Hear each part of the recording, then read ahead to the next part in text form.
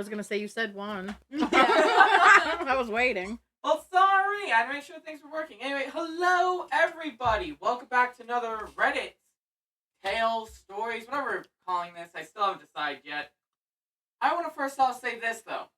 Thank you guys so much for the views on the YouTube channel. Woo! We hit 50 views over there 4 days after the video went up, and I gained 3 subscribers, so we're at 65 over there, so thank you. Wheeze is popular. Yeah, I hope you enjoy this one. This one's just for you. We don't know what exactly you want to listen to, No. but you know. It's for you anyways. Yeah, so this one, as the train's coming. Yeah, it is. So here's the bad part about living next to the train. But no, so this one is going to be themed around relationships, but more importantly, I just want to say thank you guys so much, as always, for at least watching. It isn't much. I know many people could be like, oh, it's only 50 views, dang, nothing. It's like, it's still 50 people took time out of their day to listen to the three of us talk about rambling crap. Rant and rave. Yep. And the video that surprisingly did well enough was the boomers. Next is going to be the favorite story that's going to go up, but if you guys want to hear more stories, be sure to always tell us. We're always looking for stories for me to read to them. And join me like always, I have... Me. Mom. And... Other me, Allie.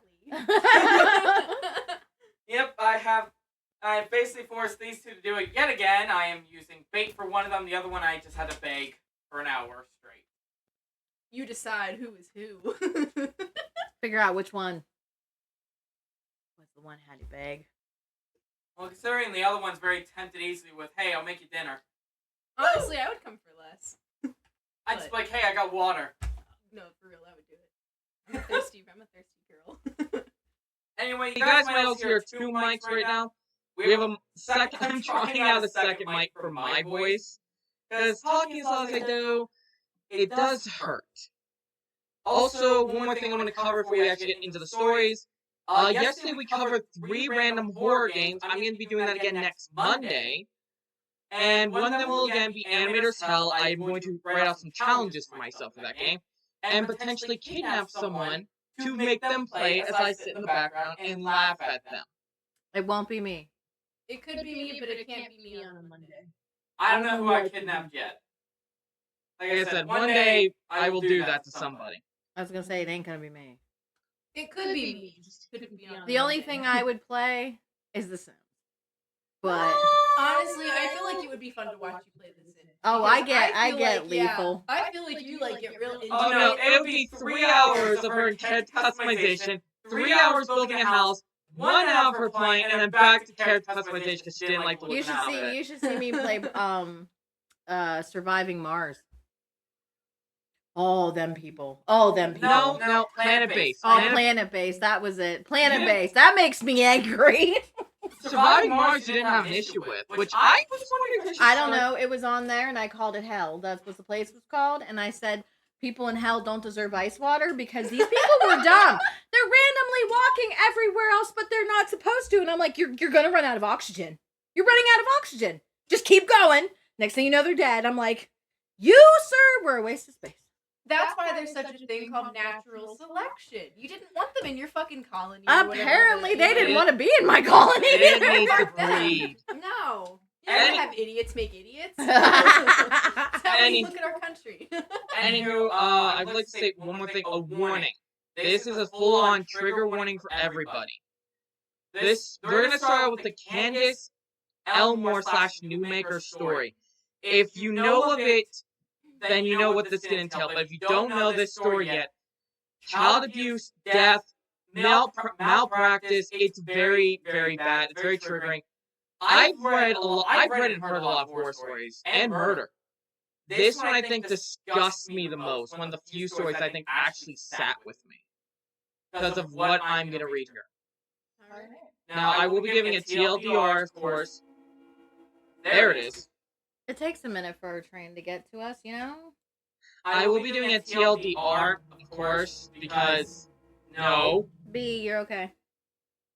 because this is a bit of a long story, and I'm just going to read the transcript section. But yeah, this is a trigger warning. I say wait about 3 minutes, come on back. But most people ignore trigger warnings and they watch anyway. Yeah. I'm guilty of that. And then sometimes I'm like, wow, that was really fucked up. And it's like, well, they warned you.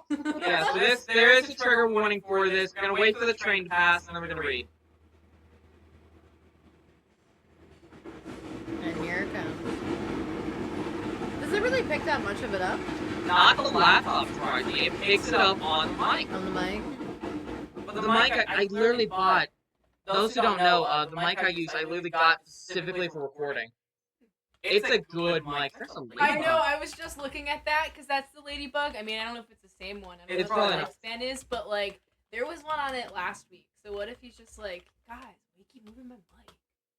Yeah, maybe he wants to be a part of it too. Yeah, he's like, I have some really funny commentary, you guys. What are you doing? Back behind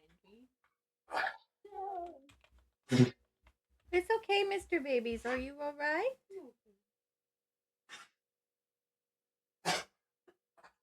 Did you throw up? No, he's just hacking. Alright, so just give everyone the actual name now, since the train trigger warning section has passed. The train trigger warning. Yeah. This story involves Candace Newmaker, or Candace Tiara Elmore.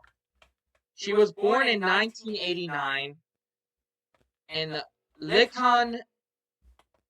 Listen, I literally have to get this from Wikipedia page because there's so many things out there and none of them talk about where she was born or age. So I had to dig around enough just to find all this. But she was born in North Carolina.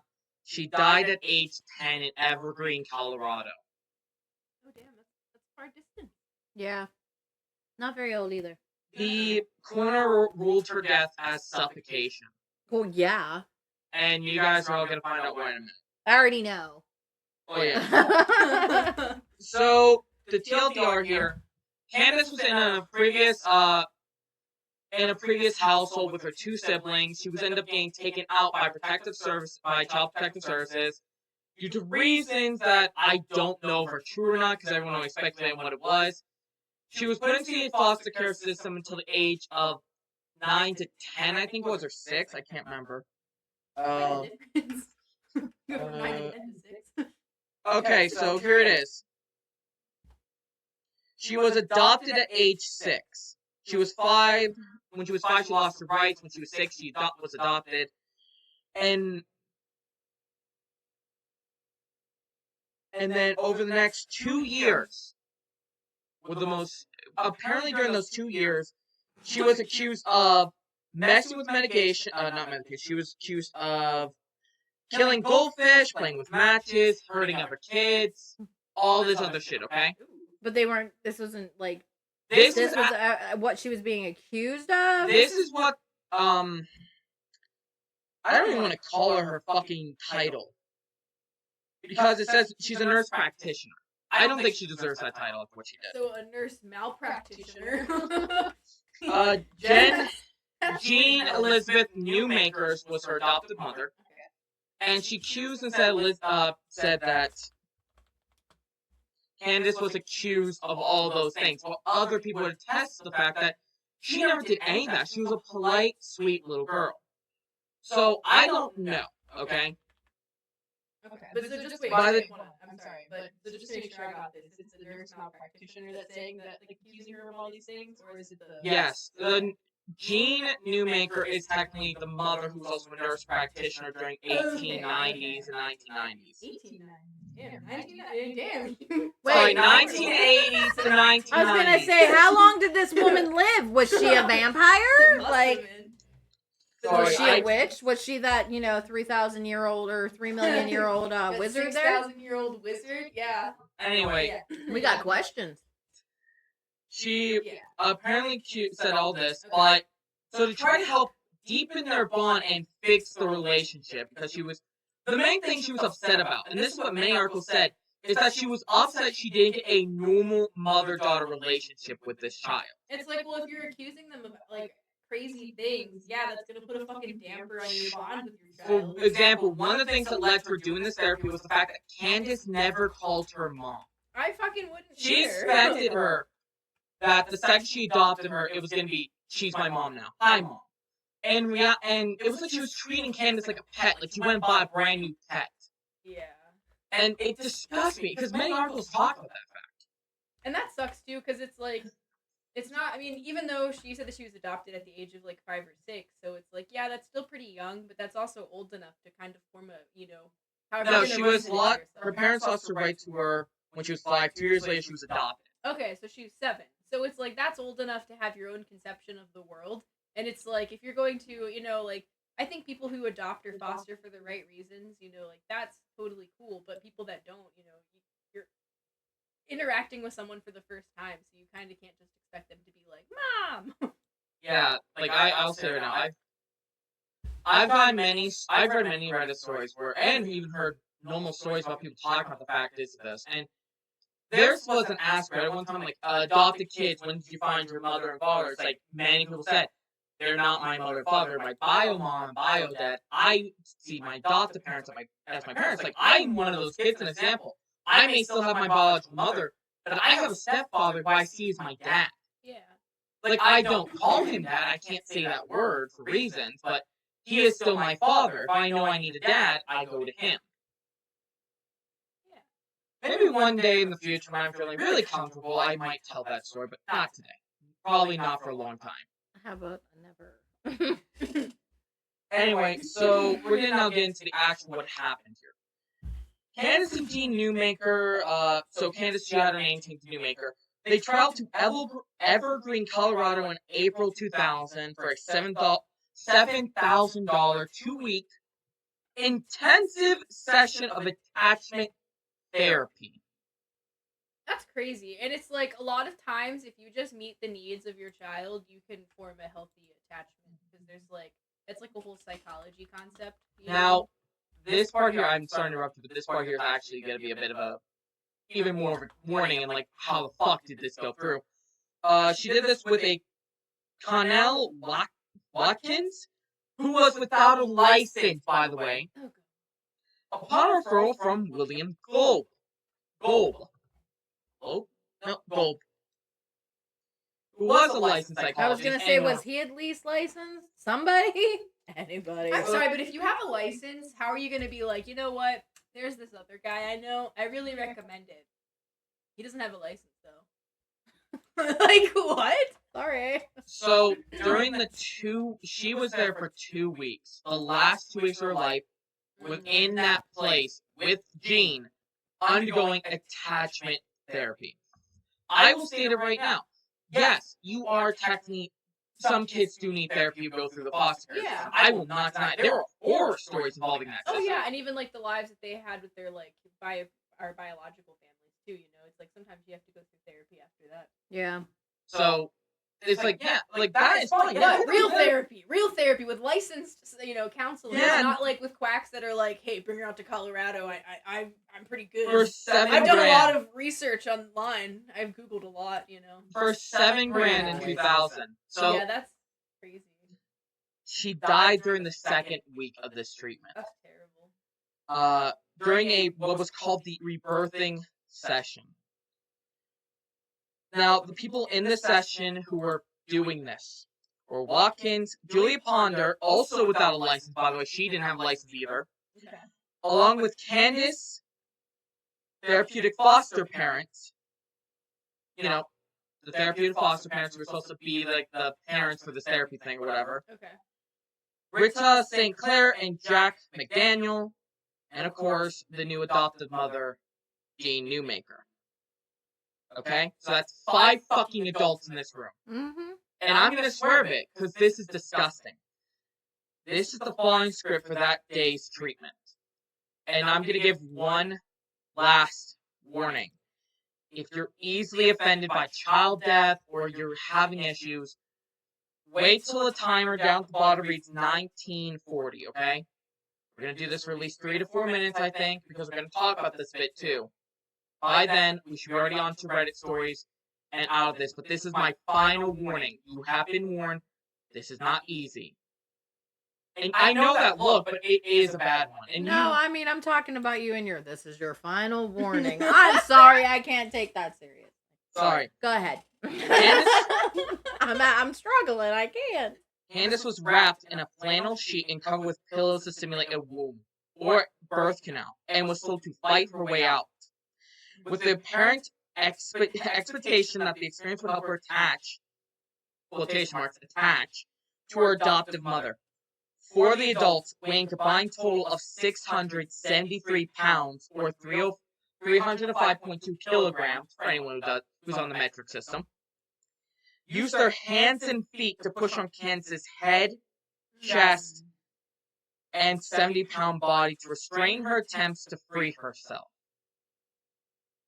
While she complained, pleaded, and even screamed for help in air. Unable to escape from the sheets, Candace stated 11 times during the session that she was dying. To which Ponder responded, "Go ahead, die right now, for real, for real." 20 minutes into the session, Candace had vomited and excreted inside of the sheet. She was nonetheless kept restrained within it. 40 minutes into the session, Candace asked if she wanted to be reborn. She faintly responded, "No." This would ultimately be her last words. Damn. To this, Ponder replied, "Quitter, quitter, quitter, quitter. Quit, quit, quit. She's a quitter." Jane Newmaker, who said later she felt rejected by Candace's inability to be reborn, was asked by Watkins to leave the room. In order for Candace to not pick up, quotation marks here, pick up on Jean's sorrow. I'm sorry, but if you have sorrow, why would you put your child through that? Exactly. This is disgusting, and I'm not even halfway through this. And it's like, they also should have known at some point that she was asphyxiating, you know? Like, I didn't asphyxiate, but one time I aspirated in my bathroom, and, like, I'm pretty sure it was apparent to my fucking next-door neighbor that I was choking in there.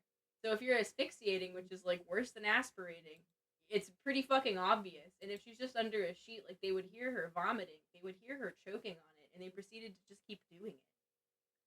Soon thereafter, Watkins requested the same of Mike Dale and Britt St. Clair, the adoptive parents for the therapy, to leave, leaving only herself and Ponder in the room with Candace.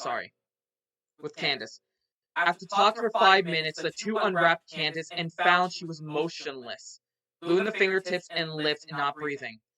When removing the blanket, they exclaimed, and this is what I found, it's not in this, but it was mentioned in a couple articles, "Let's talk to the twerp."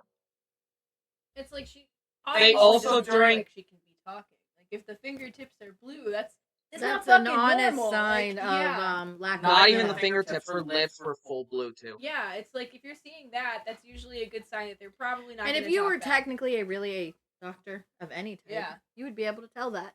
Yeah, And it's like, okay, fine. The only person that's licensed is like the foster mom, but it's her like adoptive mom or whatever she is. But like, She's a piece of shit. yeah, obviously, because she's the one Now- that's like, yeah, this is fine. I'm gonna just keep doing this. By the way, I can't believe that you're like choking and you're not like accepting me and my crazy pseudoscience.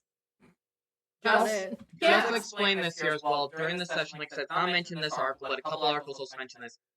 During the actual transcript bit, they mocked her during the time she was stuck under after defecating and basically vomiting. Yeah, because They were like, "Oh, look at her. She's trapped under there with her own puke and vomit. It's her own wish. Quitter, quitter." And they kept mocking her throughout the entire session. After unwrapping her, after saying, "Let's talk to the twerp," Candace was unconscious.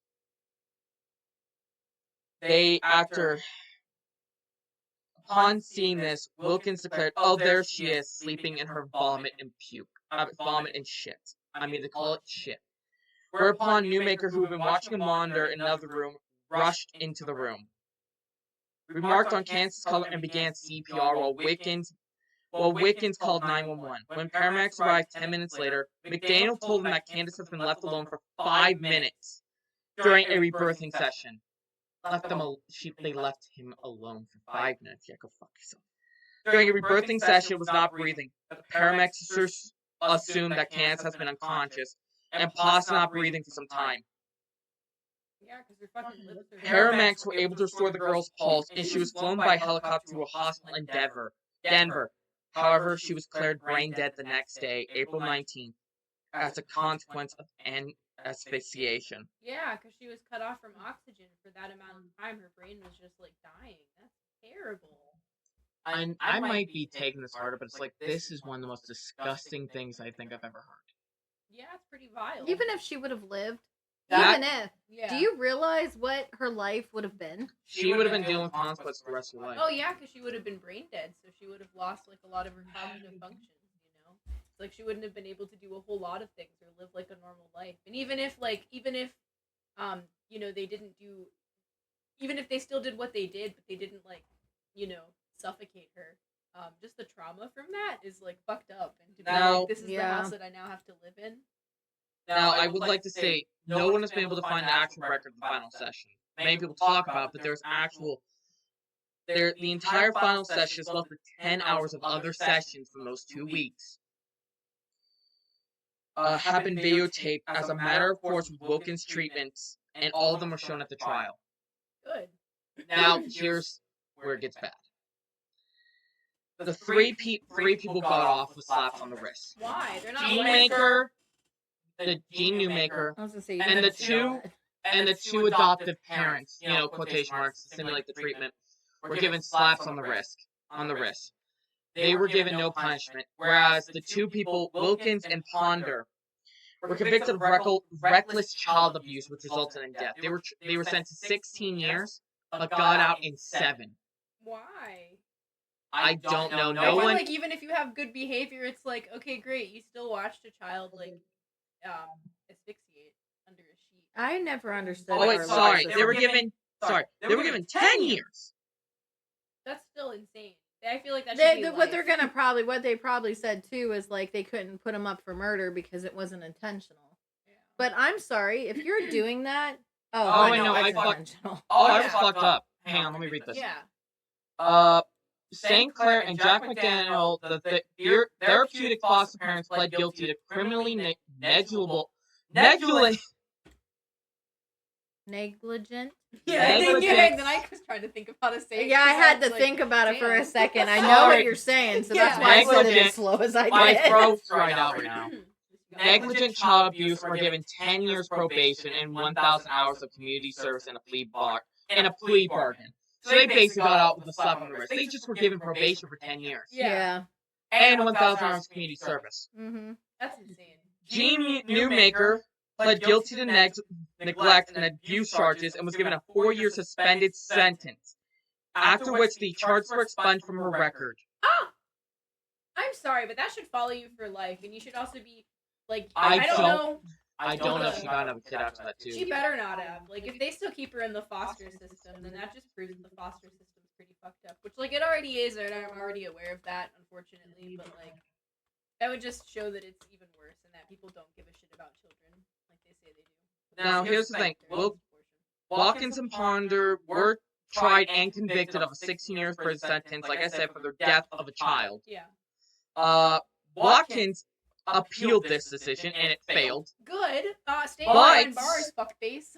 Yeah. But Watkins was paroled in June 2008 under intense supervision with restriction on contact with children or counseling work, having served 7 years out of the 16-year sentence. That's insane. Less than half. Parole Less than half got for doing such a terrible thing to someone. Parole- To a kid. The second therapist got the same exact thing. 7 years, and it was on intense supervision. This is the darkest story I've read and the most disgusting. And I say this with a matter of fact in my head. A disgusting waste of human life. I've heard many, many murder scenes, and I've seen sometimes it leads to them. I was gonna say, you've seen these things? We've seen and heard these from our shows, Mom. Yeah, we've Yeah, watched like, them. We've documentaries watched and things. them. Yeah. We have never really been in no crime scene, thank God. Yeah, I'm luckily. not sure what I would say or do. But the main thing is this. I might try to solve the crime. Out They're of like, ev- I can figure this out, and the police are like, stop. Quit. Go home. The entire I thing just he need your statement. The entire I see thing it too. is a disgusting waste, though. Oh, absolutely. She was 10 years old, and they suffocated her and I think cracked a couple ribs. Because you had 673 pounds on a fucking little girl who had a body weight about 70 pounds. Yeah. And to also just accuse her of these crazy things, because it's like, if Child Protective Services were the reason why she got pulled out of her, like, biological family's home, then, like, obviously circumstances weren't good, because CPS will let a lot of shit slide, you know what I mean? Oh yeah, they do. So it's like, obviously that was not good, and this kid just deserved, like, a chance to have an actual family that was, like, functional, offer support and love, and, like, you know, all the other And that's the things thing, like, that I think a did. lot of foster parents, one, are in it for the money. Yeah. And two, like, I feel that when they take these kids and they expect to have this bond with them right away. Yeah. Okay, I'm gonna do this. I know that kids and dogs are totally different creatures, but I feel like when you take a dog in from a pound, you're gonna be dealing with a traumatic experience, and you have to have them decompress, and that can take up to a month. And that's a dog. You know? Yeah, 'Cause and it's like people you're have dealing higher with cognitive processes. that's Yeah. a dog having that issue. Now you're taking a child who has been tossed in the foster care system, no idea what this child has even gone through, what they've done to them, what happened with their parents. Like, you don't know that. So you're dealing with all that. Do not expect that child to be like, yes, mommy, like. Yeah. It's kind of the same thing with, like, because sometimes step-parents do that, too, where it's like, you know, your parent starts dating someone, and then they're like, well, call me whatever, and it's like, how about I call you by your first fucking name, because who are you? Yeah, You know? like, as someone with a step parent. He never asked. He never Yeah. told them. He was fine Yeah. with being called by his name. Yeah. He never. Right, He because it's came like he in understands, and he's a good person, you know? He didn't come in like, this is the new rules, I'm gonna know. Yeah. No, he came in with the understanding, too, that we were also broken. Yeah. And he came in, and I will say it right now, he filled a spot. It took, I think, like, how long did it take us for us to fully trust him, I wonder? I don't even know. It took a Because while. for the longest time, I knew, I think it was like only a year for me, though, I always suspected at some point a mask was gonna slip. Because I love you, Mom. I really do, but we both know what we've been through, and it's like, And my taste in men were not exactly the greatest. no, it wasn't. So I just kept waiting for that mask to slip, and he never slipped. That's just who he is. Yeah. I'm glad that you guys have, like, your stepdad, you know. That's who because Max and I always consider him your dad. So, like, whenever she, like, whenever we're in the car or whatever, and she's, like, telling me something, like, a story, she always says, like, her dad. And then it's like, I know that she's talking about, like, your stepdad, but I'm glad that you guys have him. But no, one thing as well, a transcript of someone who covered this article, I remember this because how disgusting it is. She didn't act like an outraged parent. She acted like someone who was robbed of their money. Like, when she adopted Cam, she expected a normal mother-daughter relationship, like she bought a new fucking pet. Yeah. I will state this once more. People like that, I think, deserve a special type of hell. I agree. I am not a guy who believes in heaven. I don't know about anything afterwards. I'm always curious. But if there is hell, there's a level below the 9th level of hell in Dante's Inferno. That is for those types of people, I I feel. completely agree. And it's like, I hope that karma or something gets them. And I'm sure it will, because the legal system sure didn't. No. You know? And that's so, I mean, The legal system's iffy. Sometimes Yeah. they give the right sentence. I'm not saying they're always wrong. no, It absolutely. depends on the judge and the type of people who are there. Because there have been Yeah. times where I think we can attest to where criminals walked after his crime, you know? Yeah. We've seen and heard about those. Now, welcome back, everybody who skipped the Jay and Newmaker story. And Candace, but now it's on to our main point tonight. Relationship advice. Or the relationship advice And I subreddit. was gonna say advice. But I can tell you what I not to didn't. do. Well, I mean, I didn't know we were talking about relationship advice. Yeah, I mean, can tell you what not to do. This You is know, relationship- I can tell you what red flags to look for. This is the relationship subreddit. And speaking of relationships, once more we do have a sponsor. Poppy Lane Digital. Once again, they've reached out to sponsor us. I don't know why they picked this one. They're I a warned them. bunch of crazy people. Crazy. I literally, before I get into the full thing of the sponsor here, I did tell them beforehand, I'm talking about a very traumatic case here. Yeah, sure you want to sponsor? They're like, yeah, go ahead. So yeah, no, but yeah, no. Speaking of relationships, you know what makes a good relationship gift? What? A design that's your own. Like a design you can get and that's very unique. It's not really sold anywhere. Isn't that right? Yeah. Yeah, very true. Yeah, and then it just is nice to be able to find something that's different from what everybody else wants. Exactly. They have a wide variety of stuff. So when for Mother's Day I got my mother here a design from them long, long ago when they were starting up. They sponsored us with a tumbler. They had a tumbler shop and they sponsored us. And I went to them to get my mom a tumbler. It was a glass one, and it was their own. It was like one of the many designs, and now they're making their own. Yes, their own designs, and they're starting to add line work. So line work designs in there that you can actually color in yourself. Yeah, which is You very make- cool. which is- Creativity options are endless. Yeah. And for teachers, that could be perfect for teachers with kindergartners. Give them those like colors pages. Let them color in the page. So yeah, if you guys want to check out some of this stuff, go to Populane Digital at Etsy. Check them out. Of course, link will be in the description of this on YouTube, and of course over here the link should be popping for chat whenever I can get this to send. And they also have a Facebook page and an Instagram. Pretty Yes, cool. they do. Oh yes, they just started those. Yeah, they're pretty cool. I've checked them out. This is the worst ad read I think I've done in a while. Better hope they don't pull your sponsorship. Well, Yeah, I they think might not like it. They might be like, "You're not good enough." They'd be like, yeah, the traumatic stories, whatever, but the way you delivered the ad, whew, It's terrible. abysmal. we'll see. I'll talk to them after this, and hopefully they'll forgive me. I'll have to probably call them. And beg. Who knows? Cry a little bit. Please, Mr. Empire, don't remove me. I need the sponsorship so I can actually afford rent. Okay. Like Any- America, I All guess. right. Anyway, on to Reddit stories. Today, these are going to be relationship ones, and I would like to say, in this room, we have a very good mixed bag. I've never been in a relationship before.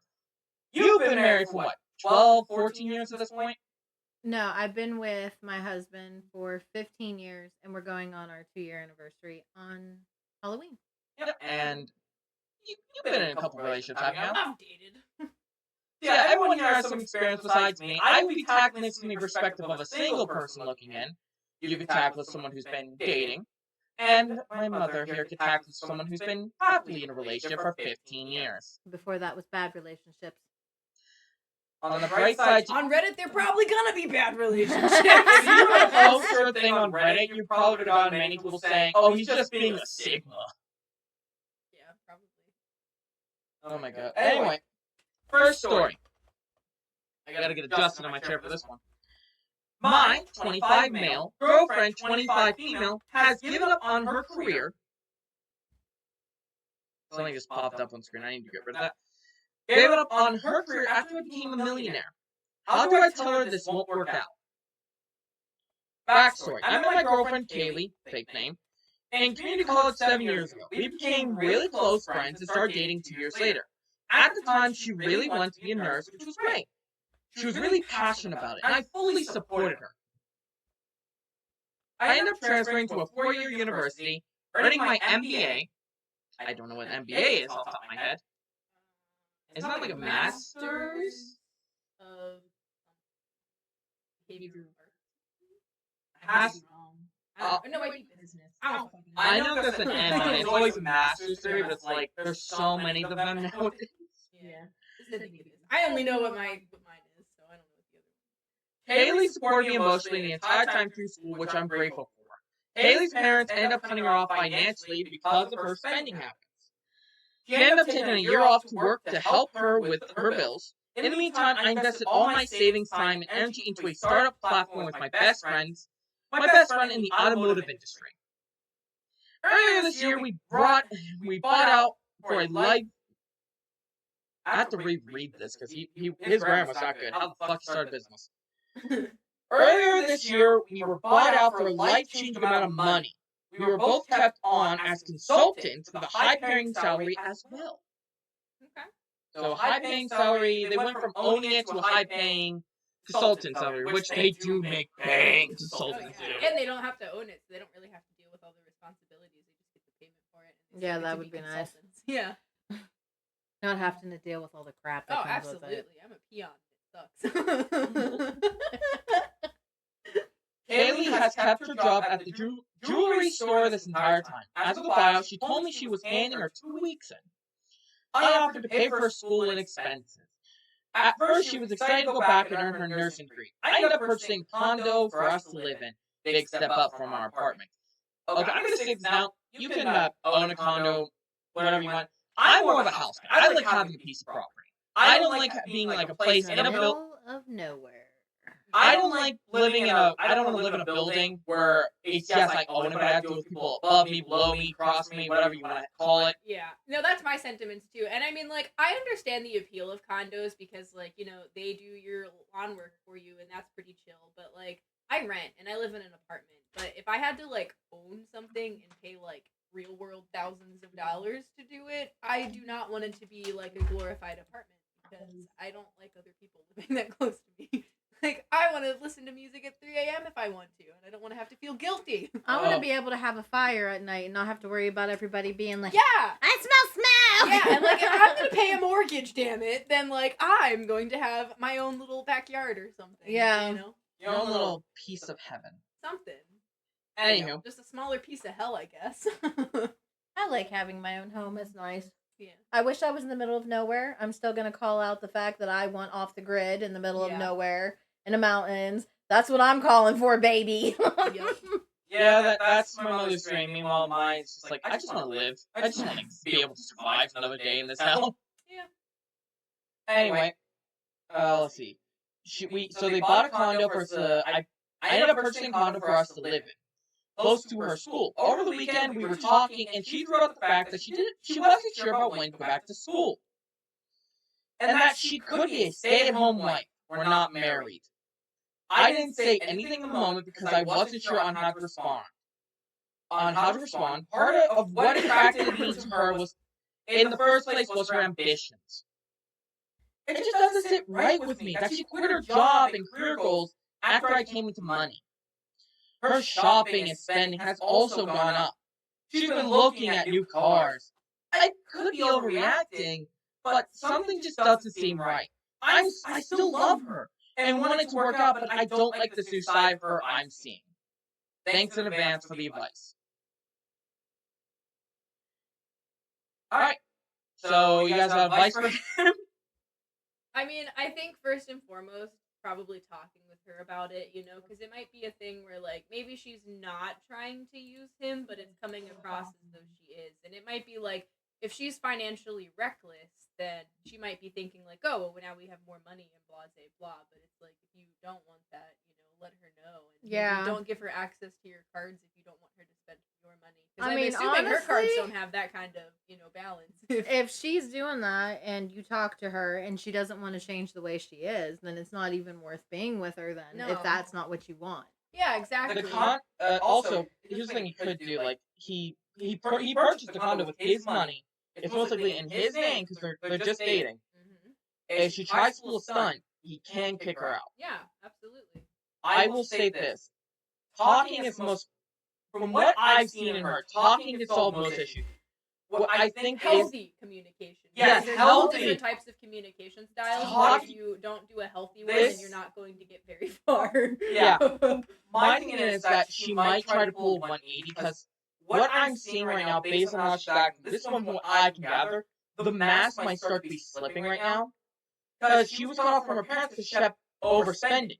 She might be one of those people who has to spend above her means to look good. And as someone who is poor, I don't see the point in overspending. I can understand buying a luxury here and there. Like, oh, I want to get... I don't consider us exactly poor. We're just, you know, we don't have all the... I consider middle class people who can, like, do vacations every year or don't have to worry about bills, that kind of people.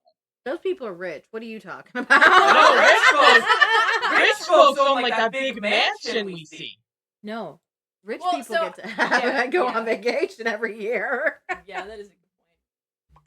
Just saying. But yeah, I mean, like, I don't know. I feel like there might be some kind of, like, financial irresponsibility going on, and it's like, maybe if it's such an issue, she should probably, like, seek therapy or something for that, or, like, at least talk to a financial advisor to kind of understand how it goes, or something. But I also think that like, oh, okay. I also think that he's valid for feeling the way that he's feeling because it's like even though he's making fuck tons of money, it's still not her money, And I mean like he doesn't need to be stingy about it, but he also doesn't need to be like, yeah, I'll spend like almost all of my paycheck on your shopping habits. Okay, being a person that gets to be stay at home because my husband does go out and work. Yeah. And I do suffer from anxiety and a couple other issues that are like their whole own thing. But I get to stay home. Yeah. And he would never tell me no about buying what I want. Right. But you have to be responsible if you want to be a stay home. Yes, I'm trying to run my own business, but it's not really, it's just a startup. So I'm not getting enough income. But you have to be responsible. And respectful of your partner. Respectful. Like, I won't buy anything without asking him first, even though he always tells me I don't have to. But I feel I'm respecting him. And his theory is it's not his money, it's our money. And he was even like that before we were married. Yeah, just explain this. Before they were married, he didn't work the job yet now. He worked at kind of like there's like those time period jobs people always talk about, like construction work only work during this season. Landscaper. He was a landscaper. Yeah, and then he also worked for a tree service. Okay, yeah. So it was summer work and not winter. Yeah. So a majority of the time I did have a job, but when I couldn't do that anymore, he was like, okay, go ahead and do what you want to do. Yeah. And he's always, been there for me. And I feel that we've always respected each other, and we talk to each other before we buy anything. Yeah. We talk to each other before we do any big decisions like that. And I think as a relationship, this woman should not expect us to be like, oh, well, you got all this money. I can be a stay-at-home wife. I can spend money as I want. I can do what I want. Right. It's the communication.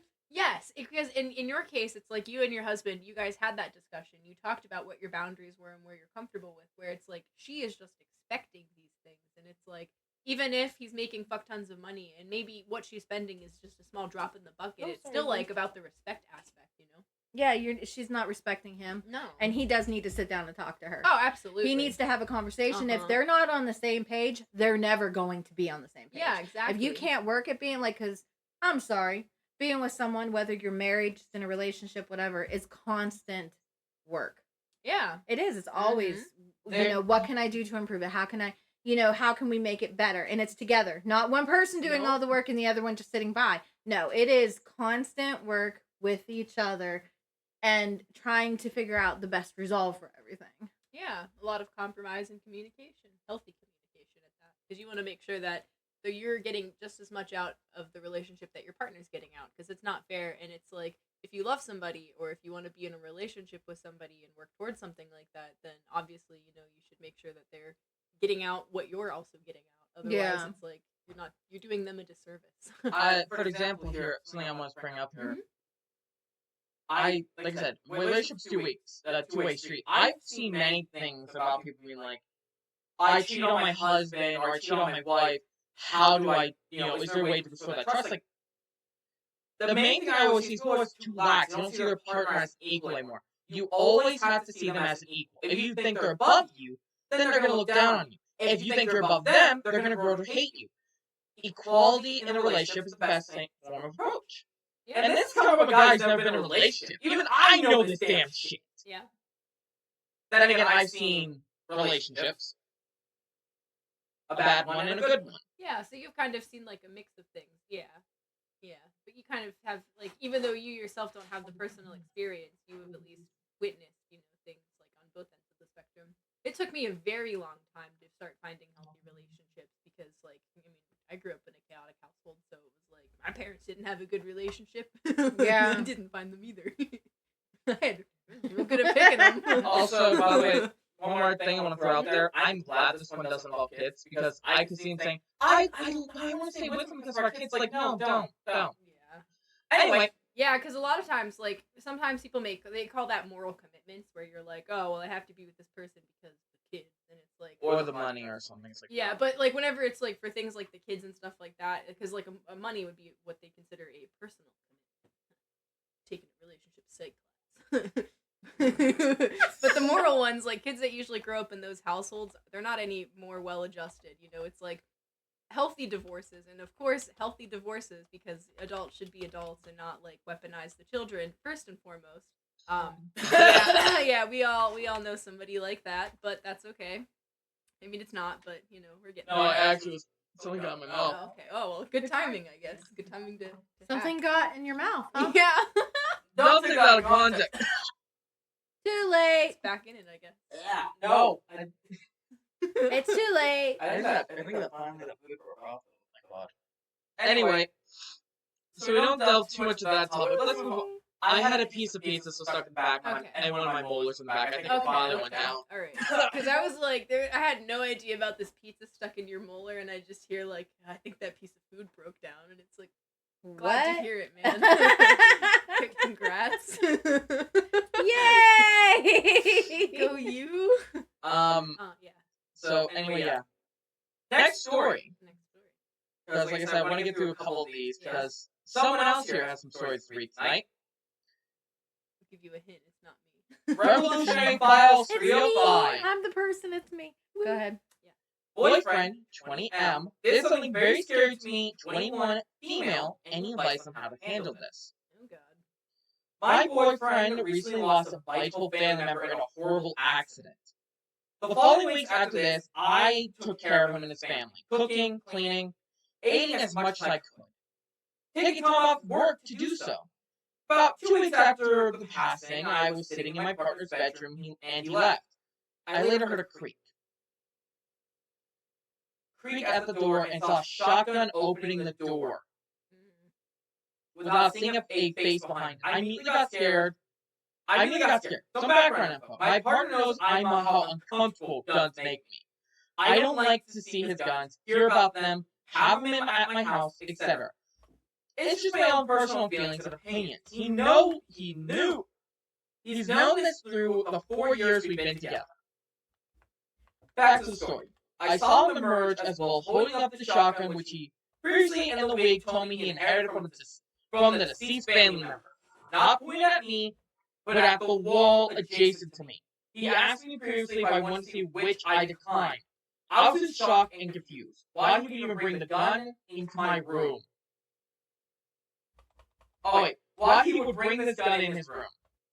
Sorry, I misread that. But then he cocked and shot the gun straight ahead. I was about 4 feet away on the bed and it went through the wall. My eardrums were blown. I couldn't hear. I just smelled smoke and curled up in a ball crying. I was screaming. Long story short, he profusely apologized, saying he did not know the gun was loaded and never handled a shotgun before. And was incredibly sorry and seemed shocked himself. I've had nightmares about this ever since, and loud sounds set me off. We didn't have a further conversation about it because the scenario was pretty troublesome, considering he just recently lost someone. I did end up talking about it a week or so ago, mostly wondering why he even brought that gun in the room at all, to which he said he didn't know and wasn't thinking. This scares me a bit. He can apologize saying he didn't deserve me, and he truly didn't know it was loaded, and would never point a gun at me, and it would never happen again. One thing I absolutely hate is when you get into a disagreement or like whatever with your significant other and they go, "Oh, I don't deserve you." It's like, yeah, you're fucking right, you don't, fucker. I hate when people do that because it's always for like the guilt or sympathy thing. Yep. They're like, well, don't be mad at me because I'm just weaponized incompetence. Ooh, I'm so useless and you're Exactly. so good. And it's like, yeah, don't forget it, bitch.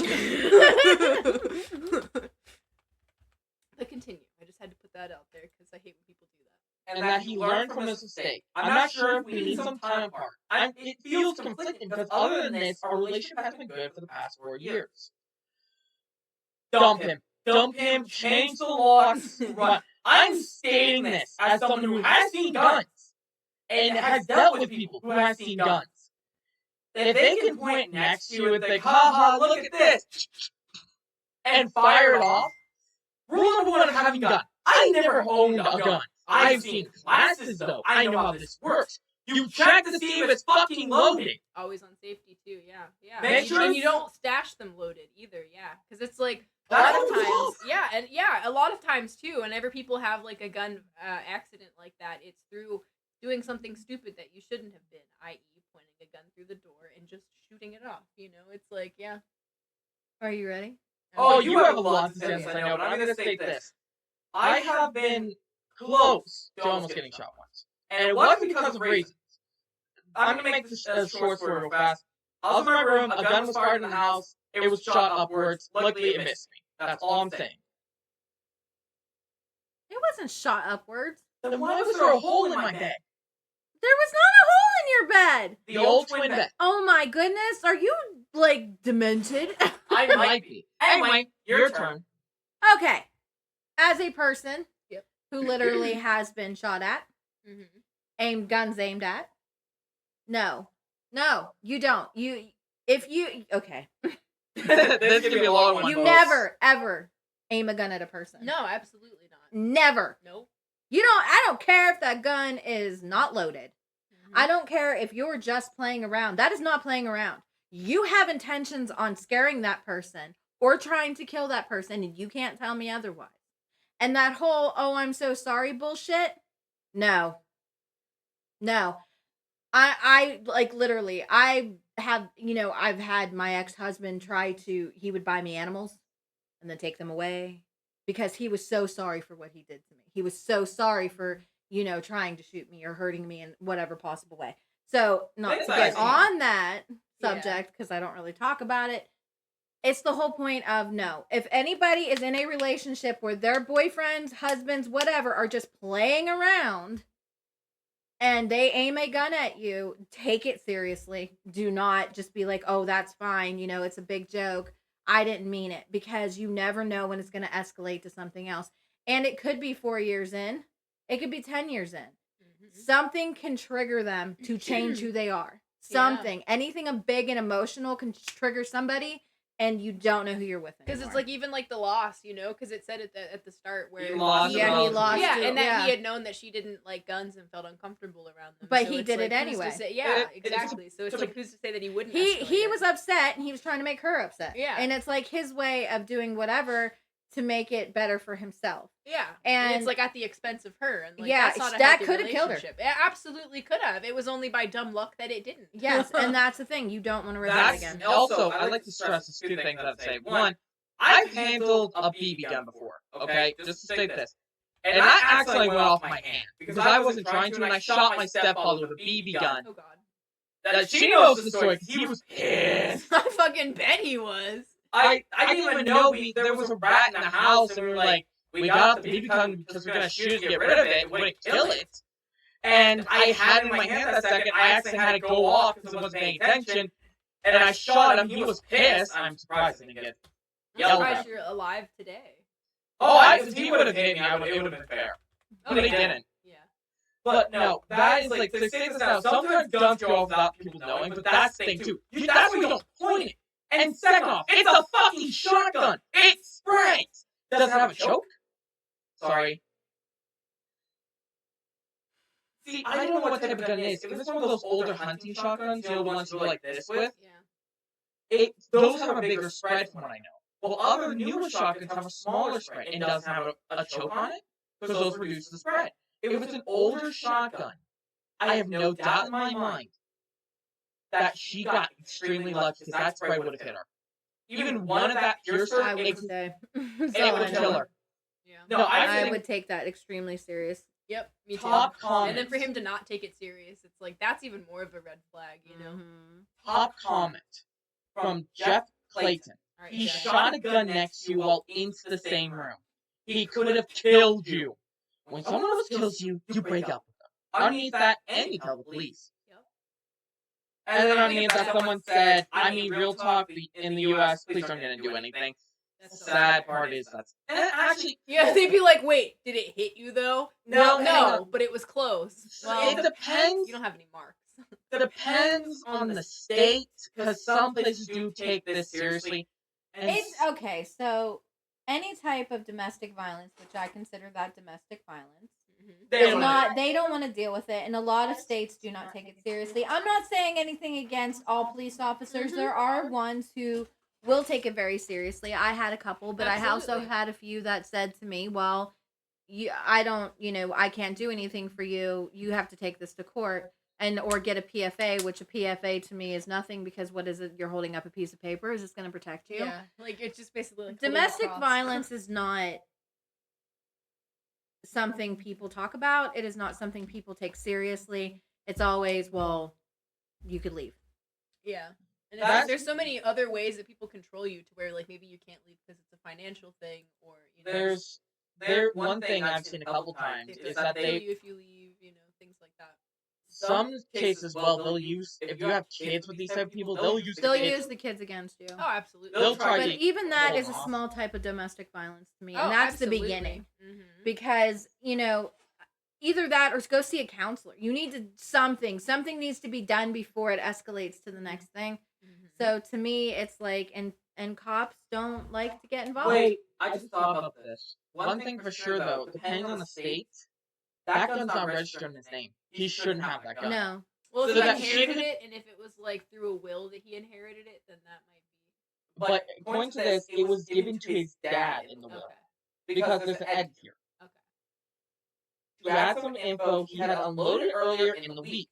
And his dad reloaded it without his knowledge. I feel that afterwards he didn't take it as seriously as he should have. The following weeks. However, I've been struggling because of the fact that this was a freshly after he lost a vital family member. He did just start therapy, but I want to make this to see others' opinions. Yeah, no. I mean, I think he needs to do therapy, but like, you still shouldn't escalate it to that point. And it's like, I know that grief will make you do crazy things because I've lost people that were close to me. You know, I'm very well familiar with grief, but like, I've still never done that. You know what I mean? Yeah. Because it's like you still don't like if you're like it's just you don't do that. You don't. There's more to this, by the way. Did I spell that wrong? There's more to this. I know this is silly, but we've been together for so long that it's scary to think of separating. It is more so the fact that he brought in the gun, especially in the context of holding it up, knowing how uncomfortable that makes me. Edit 2. Says he's taking gun safety classes, if that makes a difference. No, it doesn't. No. Divorce. I leave him, get away from him, change your number. I'm sorry, but like he needs more than that. He needs help. And if that's not something to joke about. Like I said, a gun is. People always say it's the gun that kills people. No. It's the person. Does the gun pull the trigger? No. It's the people who pull the damn trigger. Like I said, what if he sneezed when he fired that?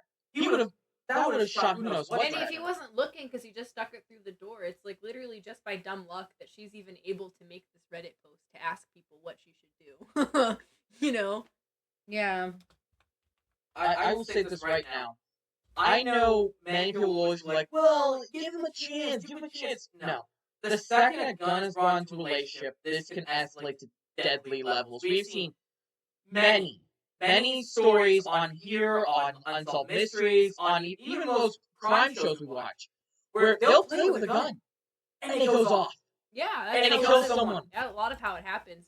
My mom doesn't really like guns because when she was a kid in like the 70s or some shit, her and her brother had like it wasn't like a real gun, but it was like a fake one, but it shot out like a real one, but it wasn't like real.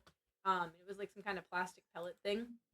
And my mom was fucking around with it, and she accidentally shot my uncle in, like, I think, like, almost the eye or something like that. And it was, like, after that point, it was, like, you know, because it just goes off in a second. You know, it might be something that you're not actively trying to do. You might just be, like, looking to see what you're doing, and then all of a sudden it goes off, and now you have some kind of horrific thing that you have to live with. And, like, I wouldn't want to do that, and I wouldn't want somebody else to do that to me. So that would be a no from me, dog. Yeah, that would be enough. And then not taking it seriously enough, and then also, like, doing the weaponized incompetence, that to me is also like, okay, so that's how, like, the gun thing aside, it's like, so that's how you're gonna handle whenever you do something wrong and I bring it up to you. Like, that's also a red fucking flag, because I've been in shitty relationships and I've learned that I'm not trying to be some other adult's mom. Exactly. You know, I'm not here to, like, absolve you of your guilt and your shitty wrongdoings. Like, that's not for me. So, for all three of us here, I think our verdict on this one is Dump them. Dump them. Like, Bye-bye. See ya. I know many people might be like, oh, give him a second chance. No, I'm dump him. cool. If they did, I would get him. He'd have to get help. He'd have to get This someone. was posted Yeah. 5 hours ago. So I don't know what happened. How did he take that? Wait a freaking minute. How did they do gun safety in 5 hours? Let me read this again. Didn't No, this story, they just posted the story. This happened. Oh, so it's like a couple of weeks. Okay. Yeah, a talked couple about weeks it, ago yeah. he did this, and like a week or so ago talked about it. okay. But No, personally, leave him. I wouldn't. wouldn't. Like the second I say, if a gun's brought in, it's over. You're done. You're getting out of the house. You leave him. Either It he takes leaves. one thing, and it's like an avalanche. And Yep. next thing you know, you're in a relationship you don't know how to get out of. Yeah, because then it's like they're young, because she's like, what, 21 and he's 20, so it's like, okay, cool, fine. So then say they stay together, and now she relies on him. He's for 20, she's 21. Yeah, so now say like it's 5 years in the future, and she's 26 and he's 25, and now they have a kid or whatever, and they have like a house and they have a mortgage. Maybe they're married, and maybe she relies on him financially, and now things are escalating and he's getting shittier, and you can't do anything about it because now you physically have to rely on him for all these things that you can't get. Exactly. The reason she thinks she's scared, I think, and they've been together for 4 years, the sunk cost fallacy, I think, is flying her head. It might be because I'm just like me. No, that's actually how relationships work. I know, but yeah. it's like I don't care how much time you put in a relationship. The second something happens that goes against what I think, like it's bad, I'm done. I don't care. You might be like, we've been together for 5 years. Like, no, I'm done. I'm getting the fuck out. Yep. No, I'm the same way, because it's like, nope. And it's like I will tolerate so much, but once it reaches a certain point, it's like I don't give a fuck how much time, I don't give a fuck how much effort and commitment I put into something. It's like if it starts to become physically unsafe, or to a thing where I'm afraid of the person that I'm with, then it's like I'm not staying. I'm out. Deuces. Yeah. It gets bad. Like, yeah, and it gets bad fast. and I don't As like it. someone who's a son of seeing this stuff, Yeah. it can escalate fast. it does. It goes from this person that you thought you want to spend the rest of your life with being in fear of, because one thing leads to another, to another, to another. And you've got to decide when you've had enough and when to get out. And if you can safely. Yeah, because that's another thing. And too. if you have kids, you gotta figure out if you can get them out safely too. Yeah. Because I'm all about domestic awareness and the fact that when people sit there and say what they say, you should have left, why didn't you just leave them? Why didn't you just do this? It's not as easy as everybody makes it out to be. And there's also, like, for a lot of abusers like that, there's a manipulation tactic too, to where it's like, they break you down to the point where you don't think that you deserve a better life, or that this is the best that you're going to get, and then it's like, it's hard to leave in general because of the other circumstances, such as like financial things or kids or whatever, but like then you add the low self-esteem. You've probably been isolated and cut off from everybody that you ever talked to previously, and that probably makes it difficult to be able to reach out to someone that you haven't talked to for 5 or 10 years. You know, regardless of if they're like a relative or something. And maybe for some people, they tried to warn you, and you were like, no, it's fine. And then, it's like this awkward thing. There's And many that's what cases. abusers are like really banking on. Yeah, they want to isolate you. Yeah. They take away everything that you've known. They do it slowly too, so it seems like it's normal stuff. Yep. They make you depend on them so they can control you. Yeah. The Or more they'll you depend breadcrumb on you. them, the better it is. Even ones that aren't the breadwinner, they basically make you feel like you're not worth anything. Nobody's ever gonna want you. You're, like, what's gonna happen?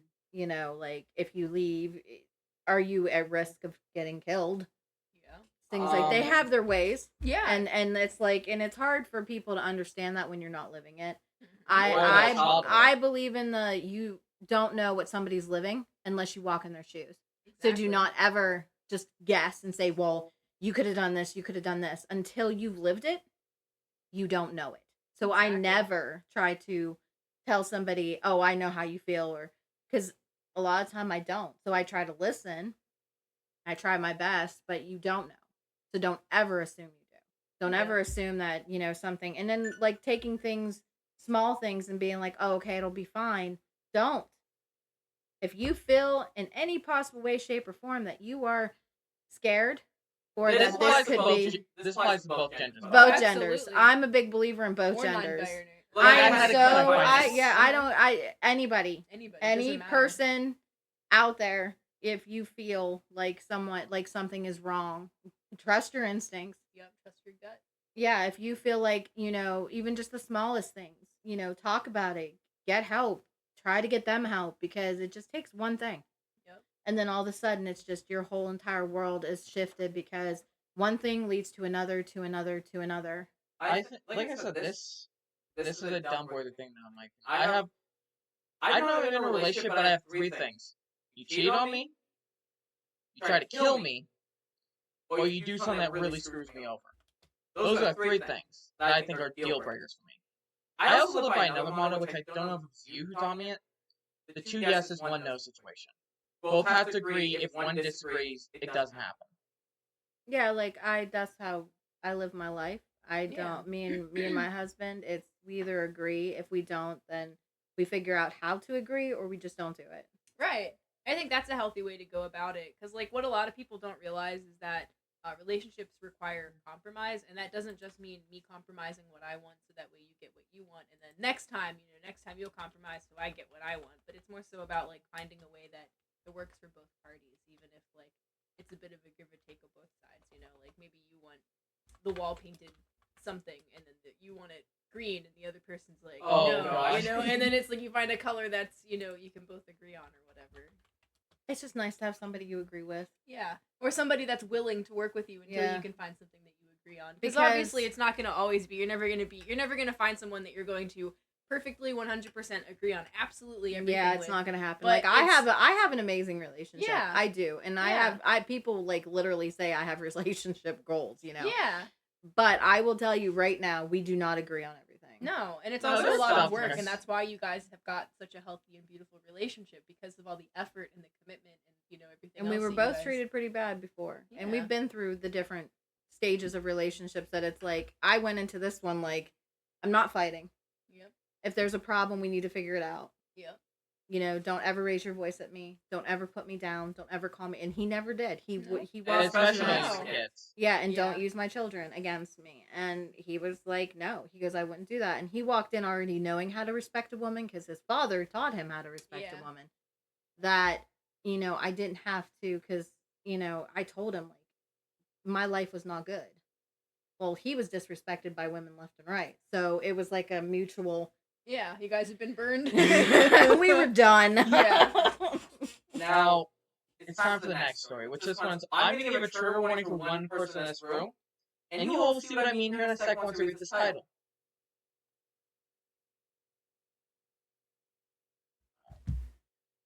My age 28 female, boyfriend, 36 male, makes me feel bad about my body. How to navigate. Leave them. Leave him. I will say it right now. Yeah. You So- don't want to live with that. Yeah, I was about to say, there's one person's room was used to that. Not now. Then Yeah. My boyfriend always tells me he loves everything about my body. Even the parts of me that I do not like myself. But since we've been together 2 years, he frequently sticks his finger in me. Sticks his finger in me. I'm assuming it means like in the stomach. I'm assuming that too. I'm And maybe hoping the so. stomach. That I is, like, don't know if it's rooted there because because you're about to see. Okay. Just randomly when we're cuddling or whatnot. Or more so when he gets home from work. Then he asks me why I'm wet. Okay. Or, No, he's talking about her with JJ. or why I feel open down there. Then usually makes comment implying that I've cheated. Okay, well, first and foremost, I hate whenever dudes are like, oh, it's gonna get stretched out. Like, that vagina literally births a fucking baby. You think your dick is the size of a baby? Like, who are you kidding? Because It goes ain't me. back. Yeah. It goes back. I Yeah. mean, they're not like, oh my god, they're gonna Yeah. stretch out to the size and there's no Yeah. elasticity. Yeah, and it's like, I hate whenever people are like, if you have a lot of sex, it's like, like the stereotype of, throwing a hot dog down a hallway or whatever it is, and it's like, Or that's strapping not a how board, it fucking works. Or strapping Yeah. a board to your ass because Yeah. you might fall in. Yeah, Bitch, and what it's the like, that's fuck? literally not how it works. But thank you. Tell me that you never took an anatomy class or really studied I'm a female. guy and I know that that's not how vaginas work. Yeah, thank you. Like, But then again, I was raised by a single mother. yeah.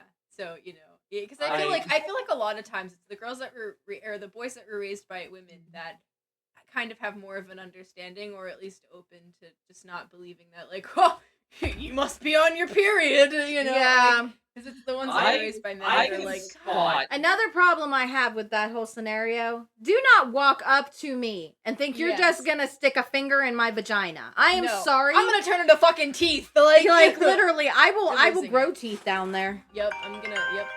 Quick intermission, everybody.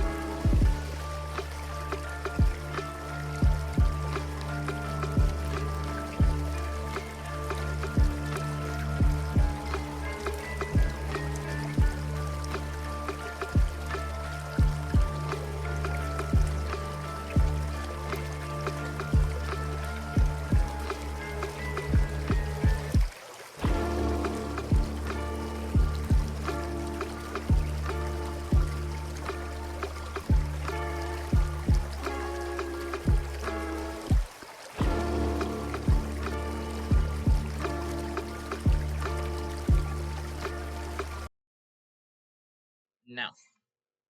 Hello, and we are back for intermission. It was a bathroom break. Yeah, phone break. If you just say Okay. bathroom, you're gonna think that we were all like shitting or something. Yeah, it was a phone call break. My husband calls me at lunchtime. Yeah.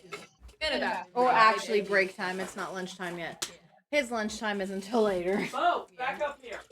The beauty of working No. midnights. I know what you're trying.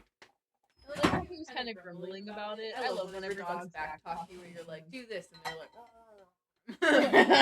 my dog used to do that all the time, and it would be so silly because like you would have to lock him up whenever you would leave. Otherwise, he wouldn't fuck with anything aside for the tissues. Like any single tissue that my mom had, he would eat it. Like you would come home and the trash, there'd be no tissues in the trash, and then like the box of tissues would just be like an empty box on the floor. And whenever you would be like, okay, go in your crate, he would like go in there. But then as he'd be like flopping himself down, he'd be like grumbling at you, and it was always Like, fun. Yeah, he was just like, I guess I'll go in my fucking crate. And it's like, yeah, I guess you will, tissue eater. Can't What be you've done. enjoyable. Yeah, like that can't even be good. It can't. No part of that is enjoyable. Anyway, Yeah. let's get back to the story Yeah. here. Enough about Uh, It's never enough. exactly. It's never. then usually makes a comment implying that I've cheated. When I tell him I haven't, he asks, then why am I so wet or so open? Mind you, I've given birth thrice now. They literally put thrice. Yeah. Okay. So I feel that maybe my muscles down there don't consistently stay tight anymore. And also too, like, I mean, it's there's just so much to unpack there. Also with like the being wet thing, has This this is man worse. not heard of discharge? Like, No. You like know what I being mean? a woman is a very rough You just thing. have like a sweaty little like pocket. Yeah, like, excuse me, you try being us. Yeah. We can't regulate what we're like or what we do. There's Believe still me, more. I would love for it to like not. Yeah. There's still more, by the way. Okay. I'm mainly saying because this might get worse. I'm sure it will. When I tell him that and that it's always a little moist down there, he doesn't believe me. Says he's been with so many women before me, and I'm the only one who has this problem. Aside from the women who have cheated on him in the past. I've tried talking with him that it makes me feel bad about my body, and he says he never said anything bad about my body, and like that's literally that's it, just and like that. And this is Body why I'm not part- a good person. But if I would have been her and he would have been like, nobody else I've been with has been like that. It'd be like that says more about you and not being able to make a girl wet. Body Burn. Yeah. Body part? But when I I say makes me feel bad, again, he says that it's my problem to fix. And I don't know what really to do at this point. Break up with him. Problem solved. Is my body down there normal, or am I really abnormal? I never cheated nor thought of cheating on him. And it's really affecting my self-esteem because I love him so much. Top comment. Stick fingers in his mouth, into his mouth, and ask if he has sucked a dozen of cocks because it's so damn wet inside. Oh my god, That I is love that one. amazing. Yes. Hang on, there's another. Wait, did you upvote that comment? I need to know. And if not, go up. I just now upvoted. As you should. You should have There's already another done one. that, but that's okay. There's another one right here. Stick your fingers up his ass and ask him how many dicks were shoved up there a day. These people are amazing today. Yes, yes. Someone underneath that said, do this before you do that mouth thing. Please. Yes! Oh god, yes. Let's see if there's any more ones in here. I'll keep looking, but if you guys have comments on this, go to town while I'm looking for more of these. Yeah, I think she should leave him. Because, I mean, first of all, like, the whole, everything about it is just, like, icky. It's, 'Cause, yeah, like, the I don't whole care thing how- makes me feel disgusting. Yes, and it's like, I don't care if you're in a committed relationship or whatever, you just don't, like, stick your fingers in someone like that. Like, that's grounds for, like, me breaking your fingers off. And you're not getting Unless over you that. have a already, you know, and the both partners like Yeah. doing this. Like, if Yes. this is, like, something you guys have talked Yeah, about if it's and consensual, wanted to do it, you guys have your little thing, okay. Yeah, but if you don't just be like, yeah, hey like, there. that's disrespectful. Yeah, like that's.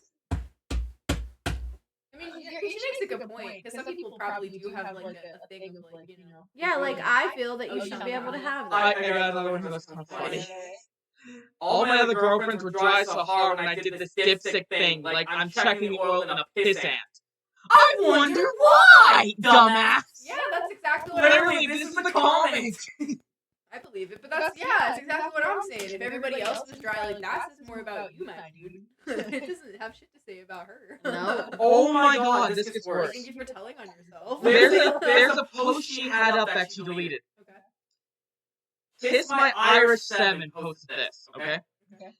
Read her deleted post. She had a job interview and he stopped by during the interview. This guy is so controlling and disgusting. Uppy, he baby trapped you and is controlling you. Oh. You need to get out of there ASAP. It will get worse. It will. It will. And someone that said, yeah, because she was being friendly and smiling with the guy interviewing her. There was also a woman who she was acting the same way with. He actually approached them with the baby to introduce himself. This motherfucker was sabotaging her getting a job and marking his territory in a disgusting ass way. Yeah. That's right there. That marks like an abuser, and if she doesn't leave him, it's just gonna only get worse. It is, it's 'cause like that's a he's already- controlling yeah, behavior. yeah. Preventing her from doing things that will make her independent of him. You know. Yeah. Yeah. Heck, I was told that because I got my tubes tied, like after I had them, I had 3 kids. I was done. I went ahead and had my my tubal like whatever. Litigation or whatever. Yeah, I don't know if that's whatever the they word, say. but yeah. It's a tubal something.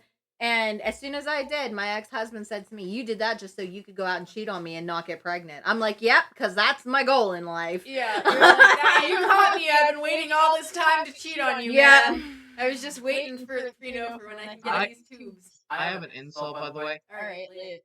Okay, what I want her to do is just say to him, so, if you're gonna check down there all the time, she just reached down and grabs, just like, so how many times have you shook this today? Yeah. Or it's a little empty. Did you just keep blowing your load in the car? Or grab a hold of it and go, "My God, this thing is so small." Yeah. Okay, real quickly, I just want to say this. I never understood why guys are always so insecure about this. Because there's so many people out there like, she insulted my dick size. It's like, so fucking what? Yeah. I never understood that either. You know what that does make me think of? One time I tried to insult somebody's dick size, but I guess it was too, like, I don't know, it was too sick of a burn, and they didn't understand that I was insulting them, and that made me, like, really mad. I was like, no! How dare you think this is a compliment? I was so fucking mad. You're ruining it. Yeah, like, I, like, Googled a compliment and everything, okay? It was, like, right after I graduated high school, and somebody that I like, graduated with was, like, they sent me an unsolicited fucking dick pic, and I was so angry about it. So then I was like Googling insults, and there was one that was like, "Were you circumcised twice?" And I was like, "Dude, that's genius!" And so I said it, and he was like, "Is that a good thing, winky face? And it's like, in what fucking world is getting skin cut off your dick twice a compliment? What I would have said is just like you stupid fucking, no, ruined it. here's an insult you can use next time this happens, okay? Man, I need to use the zoom in function. I still can't see that thing. Yep. Man, where is it? Yeah. That's another one I like. LOL, what is it? Alright. That's crazy. And, like, is that like the Guinness World Record for smallest dick?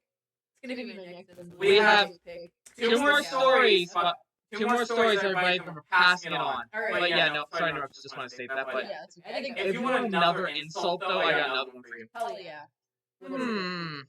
So, is it just a shower or what? Because that is so small. How are you going to use that? How does that even pee? Are you secretly a woman? Because that insults most guys. I don't care who you are. If the girl comes up to you and says, "So you're a girl then?" It's like, oh my god. It's that tiny, man. You need to realize.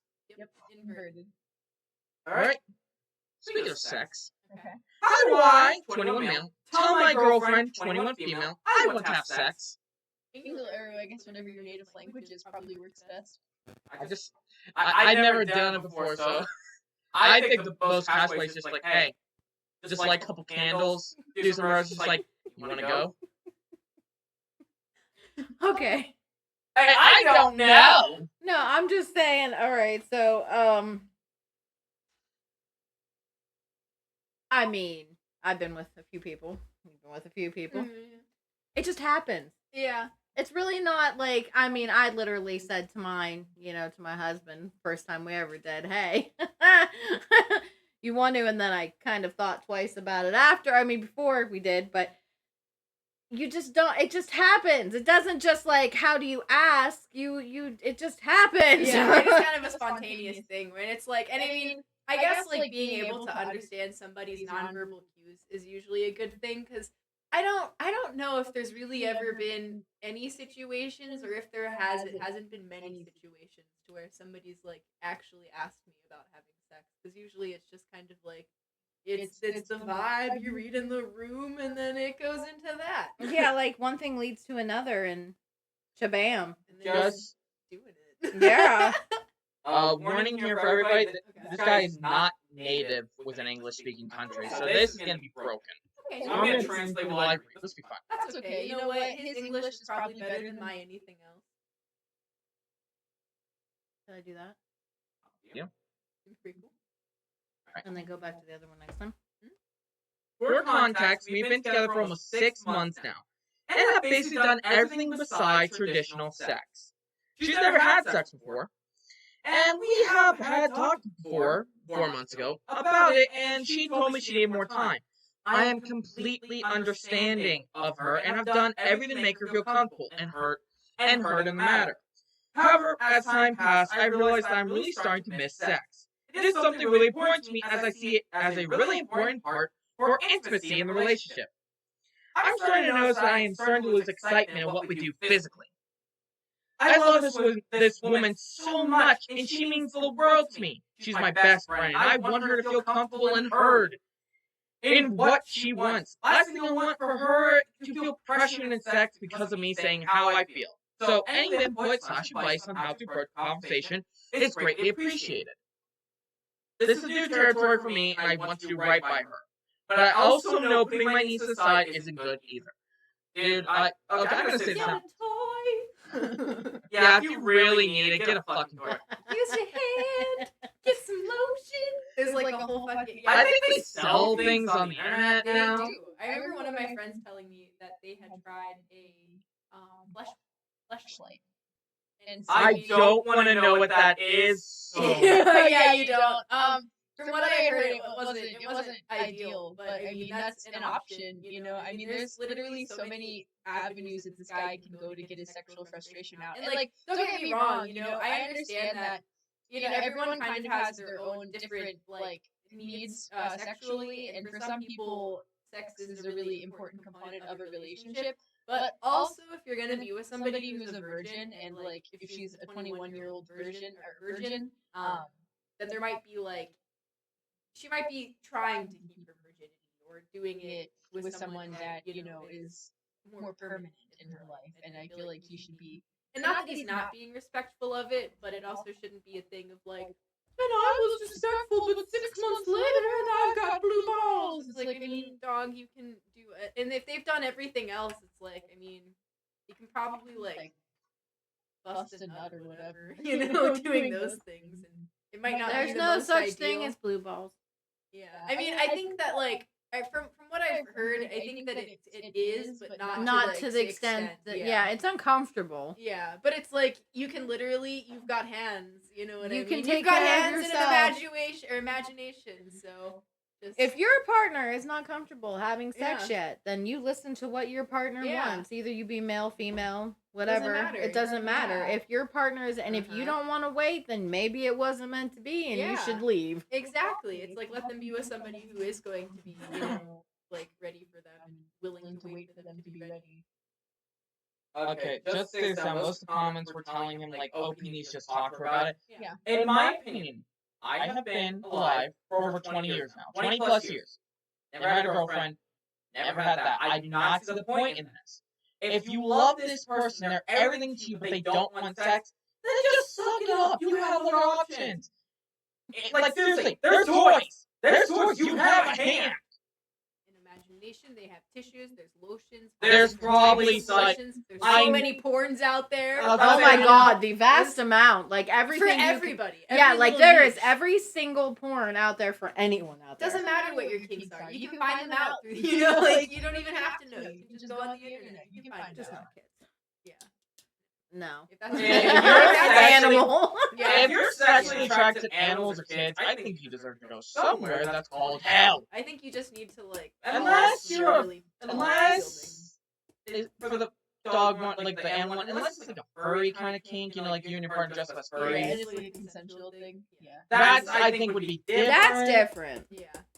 But at the Yeah, same because time, it's I still don't. with a human, and like you do you. You're consenting. Yeah, and you have like the same. Whatever kind of cognitive you're capacity. choosing to do, as long as it's consenting and it's legal. Yeah, and with like functional adults, because like you might. I hate whenever like fucking kid diddlers are like, no, it's consensual. It's like okay, with a 16-year-old, like okay, they might think that they're like big and bad because they have a 20-something, a late 20-something that's like into them, but like whenever they're older and they're a late 20-something, they're gonna look back at that and go, ooh, I was diddled.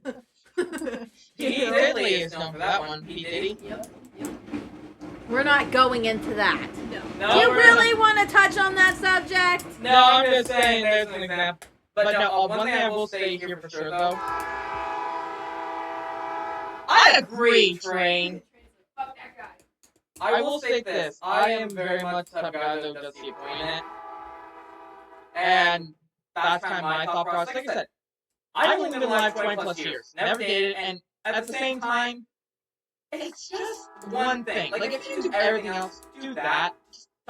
Just forget about that for now. Yeah, and it's like, I mean, if he wants like a real answer, I think that like a way to bring it up is not being like, hey babe, what are we gonna fuck? But like, like, hey, have you given any consideration about like when you're looking to lose this, feel comfortable or whatever else? Yeah, like, are you? My worry. It's called communication, people. Yeah, Well, communication. my worry is that he's one of those people who want to just take V cards. Because there are those people out there. I've seen them on Reddit. Like, I've taken, my girlfriend found out I took like 10 different girls' V cards for her. It's like, stop. Just, you're a fucking horn dog. Go somewhere else. I don't like when people use sex as like a weird kind of like social trophy. Yeah. Especially because there's like the double standard where it's like, okay, cool, so it's cool for dudes to take all these Yeah, that's virginities, what I was but if saying. I was to be out here taking these virginities, then like I would be a whore. Yeah, like Dirty it's whore. a double standard, man. Like, it's crazy. I was actually bringing it up. Like, when guys do it, it's like they're considered players. Yeah. When girls do it, they're considered a whore. Yeah. Like, what the fuck? No, they're both fucking whores. Yeah, and I mean, I guess it depends on the context, because like, I mean, and maybe this is just my way of justifying it to myself, but I think that you can have like a bit of a body count without that making you a whore, because there's so many different circumstances, and it depends on the boundaries that you have with other people. Because some people, they do like to do the casual hookup stuff, and like, to each their own, but at least be upfront with people. I don't think it makes you a whore just because you do that, or like a slut or anything, but like, if you're out here home wrecking, just home wreck. Yeah. Alright. So, this is the last Reddit story we'll cover before we switch over to... My stuff, but I'm not going to do the one thing. I'm going to stick to what I've been doing because I didn't like that. Never mind about that. Okay. Yeah, So we'll be switching over to Mother Stories, giving me a break. The last one, so we haven't rated anything. We rated like one star. In your opinion, where on the vice spectrum do you think they are? Do they need to break up? Do they need to talk more? Do you think they're fine as it is? Like, I think they need to talk. I also think they need to talk more because it's like, and I understand like his sexual frustration. But you know, I think that to avoid being shitty or doing anything that's going to be shitty, they just need to like honestly communicate more. What about you? I think they need to talk and they need to get on the same ground. And if they can't, then It's it's not worth it. If he's not happy with the situation, she's not happy with the situation. You know, he's got to learn. You got to respect each other. It's not a one-sided respect. I think that you both need to talk and respect each other. Right, because he was even saying about how he doesn't think that he needs to, or it's not healthy for him to put his needs entirely on the back burner. And it's like, yeah, true, but it's also not healthy for her to put her boundaries on the back burner either. Yeah, you don't know what her like. He needs to know what her feelings are about it. So there we go. Time for the final story for Reddit before we move on to the next segment that you guys might enjoy. I just found out my 20 male girlfriend, 19 female, has been cheating on me for the past year. How do I cope? Break up and move on. Exactly. Okay, let's get into the story because this is a bit of a good one. My girlfriend, so he puts my 20 male girlfriend, 19 female, have been together for the past 3 years. When we started dating, we were both still in high school. Over the past year, our relationship was going downhill. She would be really secretive with me, said she would lie to me, she would be really distant, she stopped letting me see her. Yeah, no, that's just straight up cheating signs. Oh, yeah, absolutely. And it seems like, you know, they're out of high school, so now she wants to, like, have, you know, she wants to have freedom or whatever. And she's like, okay, cool, fine, but also don't be in a relationship if you want to do that. Like, maybe break up if you want to explore yourself sexually and do all that. You know, like, whatever, to each their own. But again, don't homework. Exactly. Don't She hurt stopped- people's feelings. She stopped letting me see her when I asked why, she said it's because she's depressed. I also hate when other people use like depression as a thing like that. Because as somebody with depression that you know cancels plans on people because I'm like bed rotting, it's like, hey, you know, like don't do that. Yeah, when somebody whenever like you actually have people are like, oh, you're just eating this, and it's like, nah, dog, like serotonin ain't doing it. Yeah, like don't fake it because it's not something to fake. No, It's not. Yeah, like I would love to not be depressed. I would love to not have anxiety, but I you know, I love not having ADHD, but we're all fucked in the head. Here we are, you know. I would love to just have depression for a convenient little excuse, but here I am, got it for life. She fully stopped intimacy, and whenever I asked, she would again say she's depressed. I respected her boundaries, but around 6 months ago, I started adding everything up and got suspicious.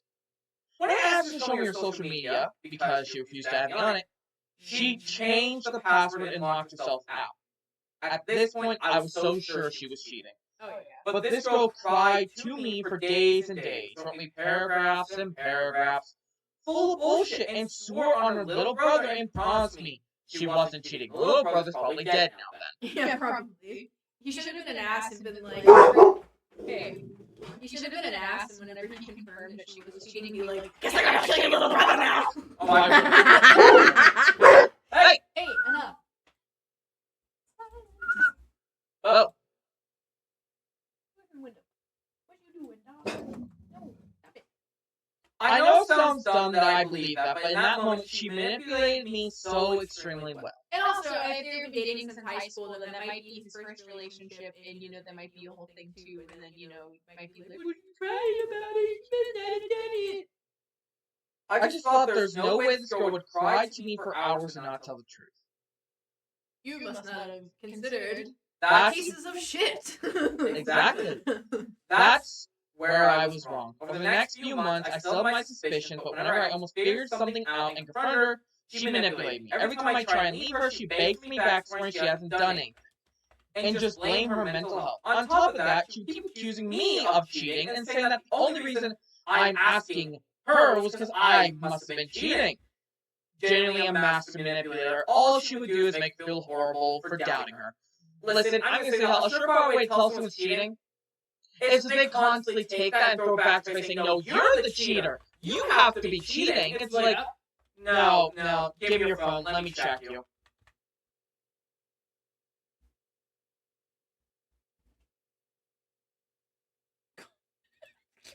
Can I go back? Fast forward to last Don't let me week, forget. a friend showed me that she had a secret Instagram account full of random guys I'd never heard of. She told me she deleted Instagram a year ago. So I went to confront her, and within 1 second, her whole demeanor changed, and she finally dropped the app. She proceeded to tell me that for the past year, she had been cheating on me. Of course. On me with some other guy, and just told me that's my fault, and left. And that absolutely broke me. She can go fuck herself. And I guess she has to kill her little brother now. Yeah. Yeah, Someone has to kill the kid. Like, if you gotta take that. I imagine she's, if in the story, it's like, well, yeah, the brother died. I've Seriously. noticed that it's always the people who are the loudest about you cheating on them that are oftentimes probably going to be cheating on you. Yes. You know? We can Yes. express that. I've I've heard always it. what it is. Someone here can tell about their experience, and we could also tell another story about it. Because I've read many of Reddit stories, and someone literally yelled at their wife for cheating on them, and then they dug through the post history, someone else, and they were like, he was on a cake eating subreddit. Yep. And those who don't know what that subreddit is, it's cake eater. It's where these people want to cheat and still be married. Yeah. I'm Thus, pretty cake sure eater. that this one guy that I had dated cheated on me, but I didn't really care because I wanted him out because he was like, he tried to like move into my house. It was a whole weird thing. And then he would like always accuse me of cheating when I was like obviously not because I had a job and adult responsibility. This guy was literally at my house. But like yeah, I don't know. I always kinda had the sneaky suspicion that he might have, but I didn't really care. I would say that I was cheated on several times. Or different Several people. Several times was I cheated on Yeah. by both old relationships I had. Yeah. But I mean, I could say the same because I eventually found someone else, which I married. Well, Yeah. okay. I feel like your situation is a little bit different. Yeah, everyone says that, so we should probably clarify. Yeah. My mom only cheated once in her life, and that was when she met my stepfather. And I was still married to my abusive ex-husband. Yeah. But I also feel like I don't condone cheating. No. I feel unless it's a mutual, like you're in a relationship Open or relationship. yeah, an open exactly. relationship, and it's everybody's okay with it. I don't condone it. I don't say go out and do it. No. Do I think I made the right decision? Probably not. I should have probably waited, but I was not happy. I could not get out. I was trying. I kept asking for a divorce. I kept trying to get him out. He would not leave. You got So lucky. yeah, it's just like I don't condone cheating, but if she's been cheating for a year, bye. Oh yeah, and like lying about it and everything, and going to these elaborate schemes to try to make you not know that she's cheating. It's like that's an issue. And it's like I don't know, because again, like I think your circumstance is a bit different because I think that also kind of gave you the power to get out of there. It did. Yeah. That being with him gave me to know that it was okay Yeah.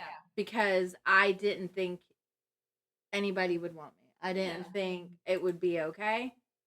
So, that gave me that, if somebody does want me, I'm actually loved by somebody and he wants to be with me. And so for me, Yeah. But for this girl in the story, it's Yeah, like, we're not even done yet with what she did. That's insane. It's not only the fact that she cheated and lied, but also the fact that this girl had absolutely no remorse. She knew I loved her so much, and she knew that her actions were breaking me for the last year. But she didn't care at all. Not only was she cheating, but she had a whole secret life with all these other guys. She turned out to be a completely different person, and I just don't know how to deal with it. I would literally cry to her and beg her to admit to me if she was cheating or not, but all she did was lie. And at the end, she didn't care at all. It's now been a week. I've accepted the fact that she never cared about me, and I meant nothing to her. I cut of all the contact. I cut a contact with her, I guess I should say, and don't plan to ever speak to her again. And I've also known that the best thing to do is to forget she ever existed. Just focus on myself because at the end of the day, she doesn't care. But this pain isn't going away. I'm scared I'm gonna always try and compare myself to her guy. And try and impress her. And just always have her on my mind because I know she doesn't deserve that. I also feel like with people like that, it might even be where she's like a serial cheater, to where because sometimes I've noticed that like people have this thing where they continually think that they can get something better, and so they look for it or they try out their alternatives and things like that. So it's like that might just be a her thing. I don't think this guy needs to internalize it just because like she wish and I mean easier said than done, of course, because like Yeah, you're gonna blame yourself. You're gonna be like, what did I do wrong? Yeah. But it compare is yourself to true. the other She's person, looking but for it's like- something that she can't find. Yeah, she's never gonna find it. She's never gonna find something that's gonna make her happy, which is probably why she's like cheating on people while she's in what seemed like it was an otherwise, pretty healthy, stable, long-term relationship. Yep. And it's like, I mean, have fun with that. Have fun with being with people that don't give a fuck about you because it's not ideal. You're just another body for them. Yeah, exactly. Wait. You're just another hole. Yeah, basically, there's many people who I've heard about like that. Yep. I know I'm still young, but damn, this is tough. I feel so betrayed. I feel so shocked that this girl that I thought in my mind was so perfect was such a heartless, lying, remorseless human being. So I guess my questions are: how do I stop feeling so worthless? How do I stop caring about her? How do I heal from this? How do I stop thinking about what she's doing? How do I stop the urge to search for her and look her up? I just don't want to care about her again. Thank you in advance for all the answers. Time. Yep. Time. Yep. I will say this right now. Many comments here I've noticed are like, "Oh, what you should do is go to the gym and get buff, and then show off how you left her behind, came this big much." No. Many. I don't know why this is a stereotype when a guy gets cheated on. They most of the time, by the way, no one really goes credit for these. You know, for some reason, half the stories I've read had basically I male. They always, from what I hear, they always just like they start going to a gym, they start treating women badly, they start listening like anti and all. Stop right then and there. What will heal you the best is time. Do something else. Get back to a hobby you love. If you love running, fine. Go on jogs. Yeah, do that for yourself. I think the best way to bounce back from a breakup, or really any kind of hardship, honestly, is just putting your time and effort into the things that make you feel good about you. Not doing it from some place of, oh, well, I want them to see that I'm better off without them, or I'm so cool, or, whatever, some kind of weird status grab. Instead, just do something that you enjoy. Better yourself. Put that energy that you were investing into that person into you, and I promise you that, like, whatever you get is going to be 10 times better than whatever it was that you had. Yep. And it's like, I don't know, I also think, too, some people have a hard time with, like, the idea of being alone. Which is kind of crazy. I mean, I get like everyone's a bit different. Maybe I'm the crazy one because I really value my alone time. But I don't know. I feel like the guy just needs to focus on himself. There's a He comment here. does. He needs time, and he needs to like be like. There's save himself time. There's a comment here that I does some of the things, that I'm just like, I wouldn't recommend doing this in a sense, but at the same time, it's probably something he should do. Soldier on, young brother. It will get better a little bit each day. That's true. But this is what he said next. Do mechanical things you should. Good diet, exercise, get good sleep regimen, sky time 4 times a week, etc. Like I said, if he doesn't exercise, he shouldn't start doing exercise. Like, do what he does normally. Yeah, I mean, don't get me Maybe wrong, start a new exercise hobby. is a good thing. I don't do it as much as I probably should, but like it is a good thing, and you can like release endorphins, which are like the happy chemicals in your brain. So like there are benefits to Thank you, getting advisor. exercise. I'm a psychologist, not a psychiatrist. Thank you. Sorry. Yeah, you should be. No, it's okay. But technically, I'm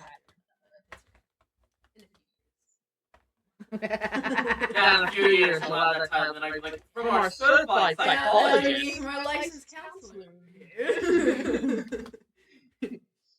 Give me a lot of years, and then you can be doctor. I think that though he should. And might just keep going to school because why not? Yeah. Plus, I think it would be kind of silly because I'm a goober. Like I'm like fucking weird. and it'd be kind of funny if I have like some kind of academic high title and people are like, "What?" It's like I'm just like a heathen, an abomination, even. Wait, you're not a heathen already? No, I am, but I'm saying I could be like a credentialed heathen. Right Right now, I'm just like the town, like I'm just the village idiot, but like I could be. But in my opinion, though, I think he should just take some time. Maybe do something. Maybe go out of town for a bit to visit somebody. Maybe just go for a walk, check out some new spots. Just get some fresh air. Yeah. Time and fresh air probably gonna be the best things. I would as well if you're so tentatively anything you would search her on. Yep. Yeah, because I think that like the best I guess medicine will be not looking her up, not being curious. And sometimes it's easier said than done, of course. And we live in a day and age where it's so fucking easy to look up everyone that's ever hurt you. But Yes. I think like refraining from it is going to make him a lot happier in the long run because it's like she's probably going to be shitty and she's probably going to get with their dudes and then he's going to see that and he's going to keep comparing himself to them and then she's posting on her Finsta or whatever. And it's like, don't do that. Don't make yourself suffer additionally. I have another recommendation. I have another recommendation. Stay away from Andrew Tate or any of those type of people. Please, for the love of fucking If you ever God. want to get another girlfriend, yeah. No, I'm so sick of. There's so many people nowadays who are doing this whole, like, Metin movement or whatever it's fucking called. They're like, you have to treat women to names. It's like, no, motherfuckers. Yeah, it's like, Do that to your mom. Do that to your fucking mom. I guarantee you right now, she would have your ass on the ground with a spoon. I know if I acted like that to my mom here, I'm not gonna lie on stream, I would get flattened out fast. Oh yeah, and then if your mom told me what you did, I'd flatten you out, and I'm sure your mom would tell your sister, and she would fuck you up. Like we would. I wouldn't be. You would be like. I might survive. You wouldn't survive. No. I wouldn't survive. I would survive her. I will say this right now. I've made this before in the streams. I have Italian in me. My mother's Italian. She has a good chunk of Italian in her. And you know the statement like you don't mess with the Italian moms? It fits her perfectly. Yeah, she would destroy you. I mean, She we destroyed honestly, it might just be, end up being a situation where X and I are just continuing to hit you after you die. And like my corpse is there, my spirit's in the afterlife, just like, stop, please, Your I'm mom gets dead! got with murder, and Mackenzie and I get got with, like, desecration of a corpse. Anyway, do you have any more advice here, Mom? For this guy and moving on? Just time. You need time and you need to walk away from it. It's hard. Like it is hard not to want to like know what they're doing but you just have to. You have to get and maybe even, like I said, like you need therapy. Maybe if it's that bad and find something to do with yourself. And do not get into another freaking relationship. Yes.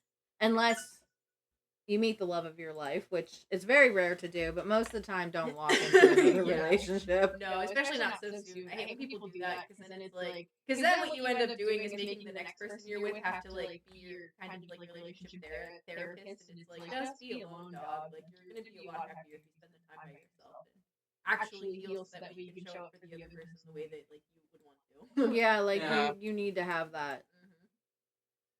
Anyway, thank you guys for the comments here. In our opinions, though, before we get into the next segment, I think the worst West story has this time the one that's a definite like leave him. Shotgun guy. Oh god, Oh, yes. yeah, She needs to absolutely, walk away from him. Do not stay. Yeah, no. Shotgun guy, I think, takes tonight's title of this Tuesday's title of worst.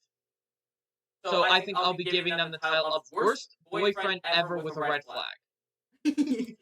And worst girlfriend belongs to this girl here. Yeah. She cheated on him for over a year with who knows how many guys. Thank God they never had sex. She might have got something too, and Yeah, probably did. So yeah. The most. Now I'm gonna stop talking.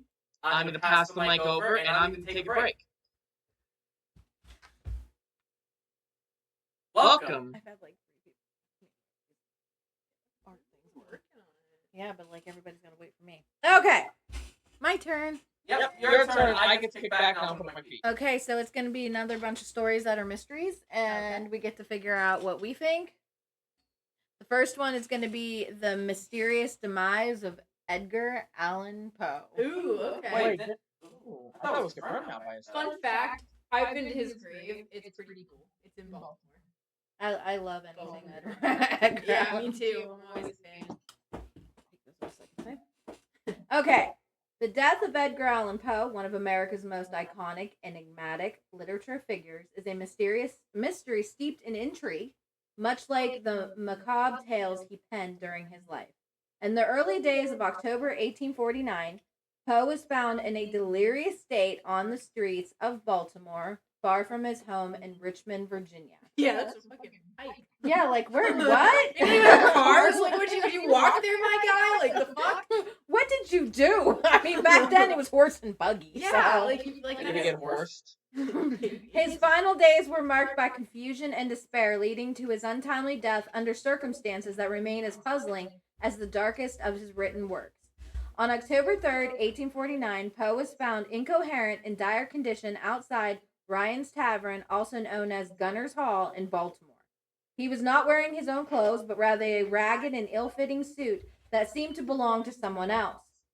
Poe was taken to Washington Medical College, where he slipped in and out of consciousness and was unable to provide coherent answers about his condition or whereabouts prior to being found. The days leading up to his discovery remained shrouded in mystery. Poe had left Richmond for Philadelphia, but never arrived there. His movements and actions during this period are unknown, giving rise to various theories and speculation. Some suggest that Poe may have fallen victim to coping, a form of electoral fraud prevalent at the time. Electoral fraud prevailing at the time. I don't know what that means. Who knows? Where individuals were kidnapped, Okay. drugged, or coerced into voting for a particular candidate multiple times under different disguises. Oh my god! Uh-huh. I would be so fucking mad. We are like bad people. I'm just Are you saying. surprised? We literally had people taking up a highway, 13 fucking trucks blocking the highway, honking their horns to vote for a person.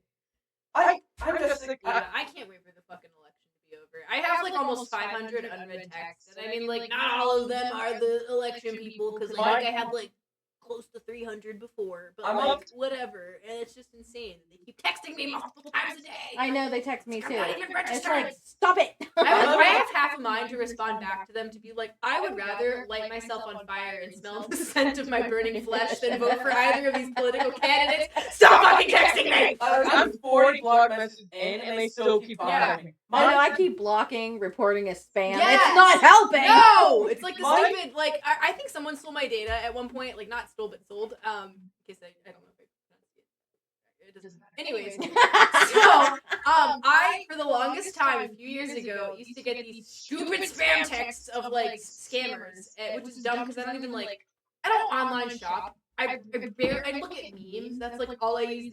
I look at memes and I research things. It's all I do for the fucking internet. And I would get all these stupid, and I would get all these stupid texts about, like, weird sex links, and that, like, the sex would be misspelled. It would be, like, SEEX, and I think that was the thing that made me the most angry, because it would be, like, 30 people with random numbers, and it would be, like, a stupid link that I would, like, never click, because it's probably, like, fucking STDs for my phone, and, you know, like, it was just, Swap like, it. I was like, I don't want this! I'm looking for! I would say right now, my favorite thing is when they call you at 6 in the morning or something. Like, those who don't know, we are nighttime people. We literally all work, like, most of us are working nighttime jobs. So I'm out cold till like 9 o'clock in the morning. If I'm lucky. I sometimes have a lot of restless nights, ADHD with insomnia. Lovely combo. Anyway, The Wombo combo. my favorite thing is when they contact you at like 6 a.m. like, hi, we're looking for blank, and it's like, I have half a mind to yell into this phone right now to tell you to go fuck yourself, but I will be nice and tell you not to call this number back, or else you're going to hear me scream at you. It is 6 in the morning, I just got off work, leave me the hell alone. And then the next day, it'd be a different person, and I just escalate it. My last one, and I think they never called me again after this one, Alright. was when they answered, I'd be like, the number you've reached is currently being killed. Call again later, and click. After that, they never called me again. And it's not like I'm threatening them, I'm saying I'm being killed. Yeah. So it's like, it worked, they never called me again, I finally got sleep. And so fucking election season. Yeah, it's rough. It's rough out here. Yeah, I hate it. And I like to big dick energy them, so sometimes when I get like a telemarketer or for some reason the people that are like, you qualify for a loan from a bank that I've never heard, and it's like, I don't think I want that loan. Thanks, I'm actually pretty okay. I'm good on my own. Work a job. But every time I get those, I just like, I like to big dog them. So they'll be like, is my full name here? And I'll be like, why? And 9 times out of 10 they hang up, and it's like, yeah, you little bitch. Like, don't fucking talk to me. Lose his number. Anyway, enough about us and scam bars. Yep. Story? Sorry. Yeah, I'm dealing with your sister too. Okay, Poe's medical records and death certificates have been lost, further obscuring the cause of his death. Theories range from alcohol poisoning, brain congestion, cholera, rabies, syphilis, I've heard the syphilis one. to heart disease. I've heard that. I've heard the heart disease, the syphilis, and the alcohol poisoning. Yeah, I think the alcohol poisoning too. His attending physician, Dr. John J. Morin, gave varying accounts of Poe's condition and final words over the years, which only added to the confusion. Yeah. And adding to the mystery are the cryptic final words attributed to Poe. According to some reports, he reportedly called out the name Reynolds on the night before his death, a reference that has never been satisfactorily explained. Poe's final poem, Annabella Lee, was published posthumously.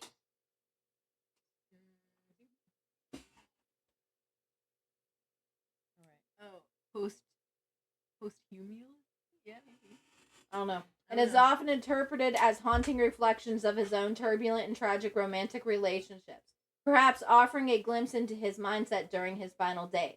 The death of Edgar Allan Poe is a narrative fitting of the author's own literature style, filled with unexplained phenomenon, dark undertones, and unresolved endings. In the story of Poe's final days, we find a blend of fact and fiction, a real-life mystery that rivals the imaginative tales he crafted in his writing. The mysteries of Poe's demise adds a poignant and enigmatic, and I can never say that very well. I think you actually did say I it. did earlier. that, I know, yeah, and I was like, damn, and now I look at can't her. do it. No. Enigmatic. Well done. Chapter to the legacy of a writer who masterfully explored the complexity of human psyche and the macabre. You know, it's really hard. It's trying to read that after trying to deal with something else at the same time. Multitasking. So, Not the fate of heart. yeah, they don't know how he died. Yeah. And also, like, when he died, I mean, there wasn't I'm A sure whole people lot. probably didn't even fucking wash their hands yet at this point. You know what I mean? So, like, medical knowledge wasn't really there. So it's hard to say. But I mean, it could be any number of those things. Because if he had, like I think they said was like, did they say brain congestion or brain lesion? Congestion. I think it was. So it's like if it was something like that would make sense for like the impairment of his cognitive functions and stuff like that. And he was an alcoholic. He was, so alcohol poisoning would also make sense too. And he had lost his wife. Yeah. And after that, they said he wasn't right either. Yeah. So, I mean... it could be. It could also be like alcohol and maybe mixing another drug too, you know? Something like that. I don't think we'll ever get the answer. No, because it's been dead so long, and there's not probably going to be like physical evidence for us to be able to like study it with the resources and science we have now. Yeah. Personally, I would say the alcohol or heart. I think his heart was weak. I mean, did they ever... They didn't find out anything as far as we know, right? Because I've never No, I seen don't think so. anything. I think it's just all just like Here's, like, theories. yeah, like, hearsay. people trying to say, like, oh, well, this happened. Yeah. Like, if he can't tell you, Yeah. they couldn't do anything really back then to tell you what was wrong with them. All you can do is guess. Yeah. And, like, if he's incoherent, he could have been also... Another thing that could have happened, what if he fell? He fell off that fucking wagon. Yeah, because he was coming from one point to another and ended up over here. That's why he didn't make it to Philly. He was going through Baltimore. He fell off. They hit like a bump. Yeah, he fell right off that wagon, knocked his, head. Yeah. His poor gray cells just weren't making it. No, got some kind of brain damage and one of his lobes. Brain damage. Yeah, exactly. Or I mean, it could also be syphilis too, because I'm pretty sure everybody at that time pretty much had syphilis. They did. Yeah. That was like a very... Yeah, it was was a pretty bad one. And all they needed was antibiotics. Yeah, which is crazy. Amazing. Yeah, it's Like, kind of like if how the we plague- eradicated polio and stuff like that. Yeah, and the It's plague. Like, yeah. Take a and the bath. plague. Yeah. Yep. All right, you ready for the next one? I'm ready. Yep. Okay, Echoes of a Lost Princess, The Mysteries of Anastasia Romanov. The early hours of July 17th, 1918, marked the tragic end of the Romanov dynasty as Tsar Nicholas II, his wife Alexandra, and their 5 children were brutally executed by the Bolshevik revolutionaries. Sorry if I'm butchering this. I'm horrible at this as it is, so just bear with me, people. Yet amidst the echoes of gunshots in a small room of Yekaterinburg, Russia. I'm so sorry to anybody if you actually watch from a different country and you're from Russia. I'm so sorry. Plot twist: the 3 subscribers that he got was What's- just so they could yeah. hear you mispronounce places. They just sit there and their smug little truth is like, yeah. They're like waiting for your stories. They got like a drinking game. How often can she mispronounce that? Take a drink. They're like, fuck yeah, we got Russia today. I was doing good with Edgar Allan You Poe. were, and you know what? They're like, I they're can't 40 even shots. do it now. That one word. They're like 40 40 shots every time any of us fuck fucking word, it's it's like yeah. shot. It's just like they're someone's just like 30 shots deep. They're like, actually, he's trying this song. No. They're like on Edgar Allan Poe's alcohol poisoning level. there's the Dingleberry. Oh, okay. A compelling mystery began God to damn. unfurl. It was a question that would captivate the world for decades. Did Anastasia, the youngest daughter of Nicholas II, somehow survive the massacre of her family? Yo. Anastasia Romanov was very vibrant. There we go. Energy and mischievous charm had captured the hearts of the Russian people. Her possible escape from the brutal execution sparked hope and rumors. In the chaotic aftermath of the Russian Revolution and the collapse of the Tsarist regime, the lack of definitive evidence of her death provided a fertile ground for speculation and myth. As the years passed, several women came forward claiming to be lost Grand Duchess Anastasia. The most famous of these claimants was Anna Anderson, who surfaced in Berlin in the 1920s. Her striking resemblance to Anastasia and her knowledge of intimate details of the Romanovs' lives led some members of European nobility and Russian imageries to believe her claim. For decades, Anderson fought to be legally recognized as Anastasia Romanov, attracting supporters and skeptics alike. Her story became a sensation, inspiring books, films, and plays. However, the mystery only deepened with time. The discovery of the Romanov burial site in 1991 near Yekaterinburg. 22! Oh, shut up. You're not any better. Brought new scientific evidence to the case. Oh, you're horrible too, so shut up. I'm reading words that I don't even know. Forensic analysts and DNA testing seem to confirm the death of all family members, including Anastasia. But the absence of the 2 bodies, those of Anastasia and her brother Alexei, provided a glimmer of hope to those who believed in her survival. The final chapter of this enigmatic tale seemed to arrive in 2007 with the discovery of another grave near the original burial site. Further DNA testing indicated that the remains belonged to the two missing Romanov children, Alexei and Anastasia. This evidence appeared too close to close the case on the survival theories. Yet for many, the legend of Anastasia endures. The story of Anastasia Romanov is more than a historical mystery. It's a narrative embedded with the sorrow of a lost era and the allure of a possible miracle of survival. Anastasia's legend speaks to the profound desire for a sliver of light in the darkness of times, a hope that a young girl might have escaped the violent end met by her family. But yeah, it really was her. They found her grave. Yeah. I hate whenever people try to get like clout by being like, "It's me, I'm the person." It's like if it's Well, the not woman you, who was the Anna Anderson woman, Yeah. I think she didn't know who she was.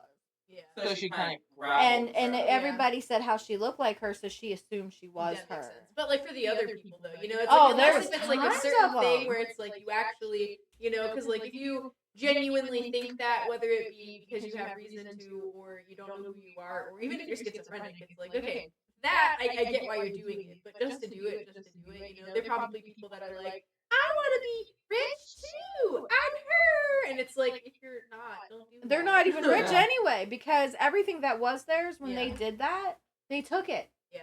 The Russians, like the Russian government or the revolutionaries, Yeah, they would. took everything, Yeah, and right. they can't find barely any of it. Yeah. And those one of were them was a rent. whole room made of gold. Yeah. So The question is, where They did that moved go? it. Where did it go? the bank, I guess. Here's my thought process on this. I can see since they technically found that site and she is confirmed dead. This isn't really much of a mystery as it is what happened to all the items, I think. Yeah, that's the new mystery. Yeah, the new mystery is where did this go? So one case was closed, another one was opened. People still say that isn't her.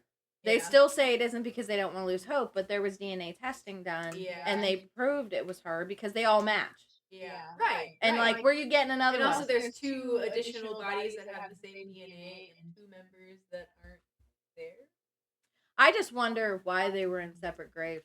Yeah, I wonder too. Like, did they kill them separately? They might have. Because they, as far as I know, it was like a squad. They like Yeah. shot all of them. It was like a bar. So it's like, did you not get them? Did they run and you had to catch them? Maybe they were gone and then you had to find them. Like, I mean, I imagine they're living in a pretty big house, so maybe it was like, we murdered the parents on the west wing, now time to get the kids on the east. Quickly, get our horse and carriage. Hi-ya!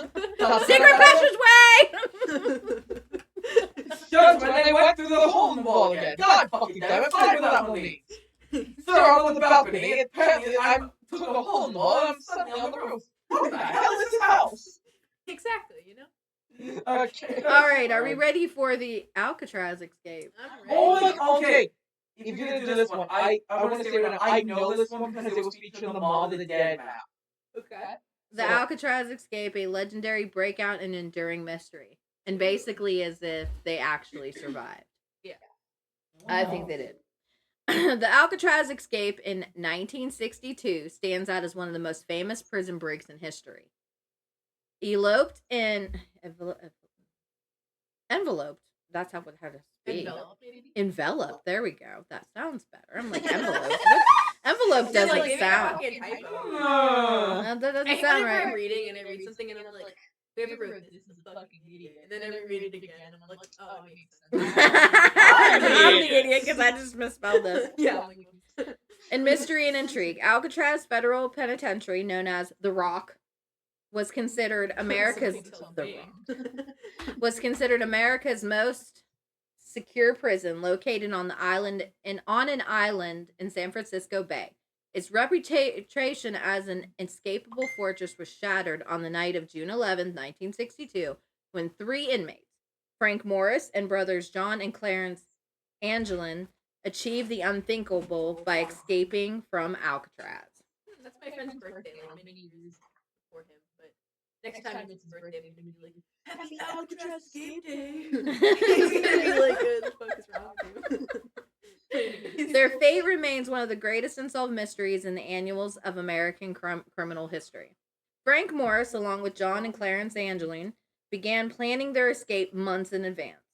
Morris, who had a high IQ and a history of prison breaks, is believed to have been the mastermind behind the escape. The trio's plan was ingenious and meticulously executed over several months.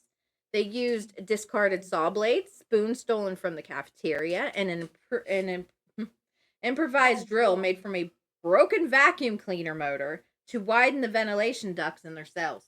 That's crazy. My mind is always so blown at the ingenuity of people in prison. Yeah, it's You know, like they they're don't say desperate. No, I mean, like, no, I bet they don't want to be there, but like, the things that they come up with is like, that's pretty fucking Well, cool. remember, these are hard. If they're in like Alcatraz, they are very diabolical criminals. They have to have some tricks. That's fair. But even like regular, you know, like I've seen like videos of the makeup that people make in prison, and it's like the most creative thing ever, and it like works, and it's like that's How they get crazy. drugs in there too. Yeah, The things they use over tattoos. Yeah, I watched 60 Days in, so. Yeah, have I'm a big ways. fan of watching. They prison They documentaries, have to be ways honest. of getting stuff. I be watching them like I'm oh, having yeah. anxiety attacks watching these people because I'm like, oh, nope, I couldn't be in there. I couldn't do it. I'm so sorry. No. No, I wouldn't feel so. I don't like changing in front of people, so like that would be showering in front of me. Like that would just be. Imagine taking a shit I and couldn't. just I the guard walks by, he's like, hey, you got some numbers for me? And it's like, yeah, I'm doing it right now. It took me so long to be able to pee in front of my probation officer, so I couldn't imagine just shitting in front of an inmate. Wait, Like, what? Yeah, I had a misdemeanor when I was like 21. It's off my record.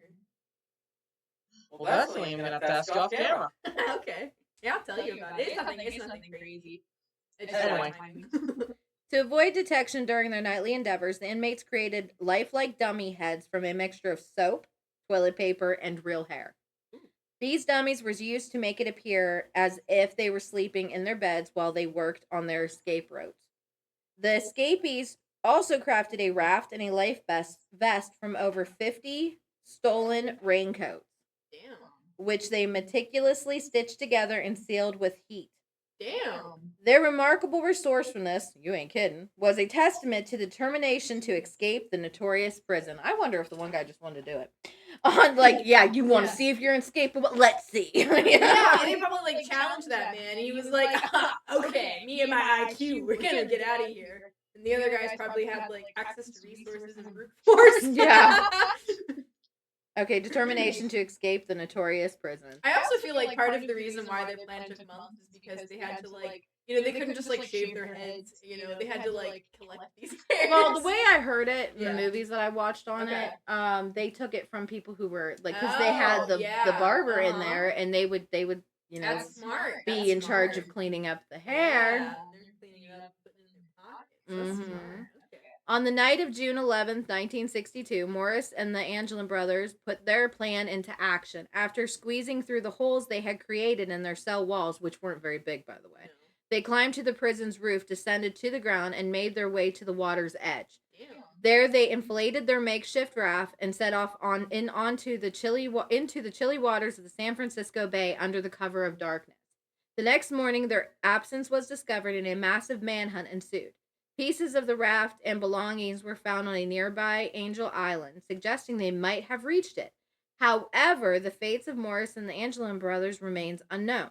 The cold, strong currents of the bay and the lack of any confirmed sightings after their escape have led many to believe that they had drowned. The U.S. Marshal Service, however, has continued to keep the case open. Following leads in investigating possible sightings of the escapees over the years, various pieces of evidence have surfaced, including a photograph allegedly showing the Angelin brothers in Brazil in the 1970s. Family members of the Angelins also claimed to have received communication from the brothers, though these claims have not been conclusively verified. The Alcatraz escape has inspired numerous books, documentaries, and the 1979 movie Escape from Alcatraz. I was doing good. It remains a captivating story, symbolizing the human desire for freedom and the extraordinary lengths to which individuals will go to achieve it. The true fate of Frank Morris and the Angelin brothers is a matter of an ongoing debate and speculation. Did they succumb to the treacherous waters of the San Francisco Bay, or did they manage to survive and live out their lives in anonymity? Enemy? Yeah. I feel like they probably survived because like if you were gonna be able to do all of that, I would be surprised if the bay is the thing that takes you out. They were trying to say the sharks did it, but I don't really think there was very many sharks in that area with the waters being so cold. Yeah. Because sharks don't do cold water, if you ever noticed. They're on they're out more towards the warmer areas. That makes sense. But they were saying, and then they said about the cold waters, it could have, My thought process is they did die. Not die. Sorry, fuck that up. They didn't die because of the main facts of the following things. One, they planned every single detail. They probably calculated on how to make it look like they drowned. Yeah. Because think about it. Yeah. If you want to throw off the cops, the Yeah. best way to do this is make it seem like you died escaping the prison. Especially if you're So- gonna live your life on the lam. Yeah. So what would you? So let's say we broke out of Alcatraz with them. I'm like, okay, guys, rip up the things a little bit, throw it down in the water, make it look like it ripped apart on the seams and died, like have a little bit of pieces here. Then they would take off. They wouldn't stay looking like themselves. No. Dye their hair, cut their hair, Look for different ways to change their face, maybe get contacts. Hell, one of them might do something permanent to themselves to change their identity. And also, like, with the And then possible with the- sighting in Brazil, that checks out. Because if you think about, like, a lot of Nazi people, like, officers and shit after World War II, fucked up though, the Red Cross actually helped them escape. I learned that, and that, like, stuck with me. Because, like, damn, okay, that's fucked up, but go off, I guess. Okay. Anyways, they helped them go to places that weren't, I want to say it's called, I don't know, I can't think of what the word is, but there's some countries that, like, if you're a wanted criminal in some place and then you go to one of these countries, they won't, like, do anything about it because they're like, that's not my business. So, you know, it could be, I'm not sure if, like, Brazil is, but I know, like, a lot of South American countries are, because I know, like, the Nazis went to, like, Argentina, because there is this one guy. Mexico's one of them. Huh? Mexico's one of the places that people like to flee to hide. Oh, yeah. Yeah, a lot of places in South America, because they don't have, I think it's called, like, extraction, expedition, something like that, I think. But I could be, I don't know. Doesn't matter, but yeah. Speak louder. She wasn't loud enough. Yeah, that's all I have. So if you missed that last part, well, I just kind of rambled, so didn't miss much. In In my opinion, though, I don't think they died. They probably did. I think they're gone. I think they got away. I think I so. mean, very much. because they were pretty damn smart. Oh yeah, absolutely. And yeah, it was just a raft, and it was like a cold night, and it, you know, it does get. But honestly, I don't think it's that far to make it. According to And they actual- had a whole fucking night. Like Yeah. they got and they were gone. So they could have blended in and been gone, and no one noticed them because it was dark too. Here's the thing as well I'd like to bring up. People always claim that Alcatraz, even though people claim it's like the most secure prison, it had a very lax guard system from what we discovered. Because if you think about it, it's on an island in the middle of the water. Many people are thinking, oh, they ain't gonna try to escape. They can't go off. So they They had a very kind of lax guard system where people were just like, you know. Yeah. And in the 60s, we didn't have the kind of technology that we have nowadays, you know. Because I remember my dad telling me all these crazy stories of when he was like a kid in the 70s, and it's like, I would have never flew at my school because they have cameras. Yeah, like the things that I mean, it was way different from when even I was young. Yeah. And Like that's the thing. There's if they were doing try and skip prison nowadays, there's cameras, there's searchlights everywhere. There's like thermal vision. Guards are much more strict. Back then, it wasn't as bad. And there's hell. I know some places, and very secure prisons have this. There's these like kind of invisible lasers hidden throughout the places in a sense, like covering exits, just in case someone tries to do something. And it's only in the most secure prisons, by the way. But like that's what I'm saying. Though, it's like they probably got away. They live their life now. They're free. Yep. On the land, probably in some other country. I'm And also, it makes sense for the family to not really disclose too much information if they did receive letters, because it's like, I mean, I'm sure if I was in prison and I escaped my family, I mean, my mom would probably be like on the DL about notes I send out, but I'm sure like a lot of my relatives would be like, I got it! You know? But Go arrest her. yeah, but assuming that they don't have a poor relationship with like the people that they wrote letters to, which I mean, if you're gonna write letters to someone, you probably don't, you know, in this kind of situation. You'd also use a pen name. Well, yeah, but you know, but it's also like the family is probably not going to come out and be like, yeah, let me just straight up confirm this, so that way they keep looking for, you know, these people. Like they're probably going to be like, oh yeah, maybe heard a rumor. I'm not going to confirm. I Yeah, I definitely think they got away I think so too. Oh, it's most definitely. because they would have pushed the raft back in, so they wouldn't have thought they got away. Especially, like I said, they would have ripped it apart of it too. Yeah. Probably ripped it up enough that it would look like it destroyed in the middle of the water. They had a whole like, I think clock out time in Alcatraz like 8 to 10, and wake up time was around like 6 to 8. Yeah, because you know they left as soon as everybody was in bed. as soon I as know. lights out hit. Yeah, because they had to get through the holes that they made, which weren't very big, so they had to wiggle themselves through there and just be able to get out. So you know they were out by dark. You know it. So my personal opinion though, they had, if we're going off the whole, if it's true that's 8 o'clock to 10 o'clock is like lights out, and it's 6 to 7 's wake up time, they had a lot of hours. They had at least 10 to 12, maybe 13. Because if it's 8 to 10, Yeah. so if we go from 8 to, let's say, 7, that's at least 4 plus 7, 11 hours. 7, 8, 9, 10. Yeah, okay, sorry, I messed up my math there. I'm trying to calculate for both times here. Yeah. But if it's like a little later, a little less, like I said, it's like max hours they had, 11 hours. Mm-hmm. I'm good at math, by the way. People think I'm dumb. I'm good at math. It's just I'm trying to calculate from like I'm mixing myself Yeah, up no, here. you're good. It took me a second because then I was like trying to think about the range. But yeah, I mean, they probably had about like 8 to 11 hours, I guess. And If they did it at the second length route, that's a lot of time to. And they planned this for months. They probably had backup plan after backup plan. So if this failed in the process, do this when we're out in the water. Or if this failed, do this. Mm-hmm. They were not going to go back because they probably got caught. They knew it would probably be the chair.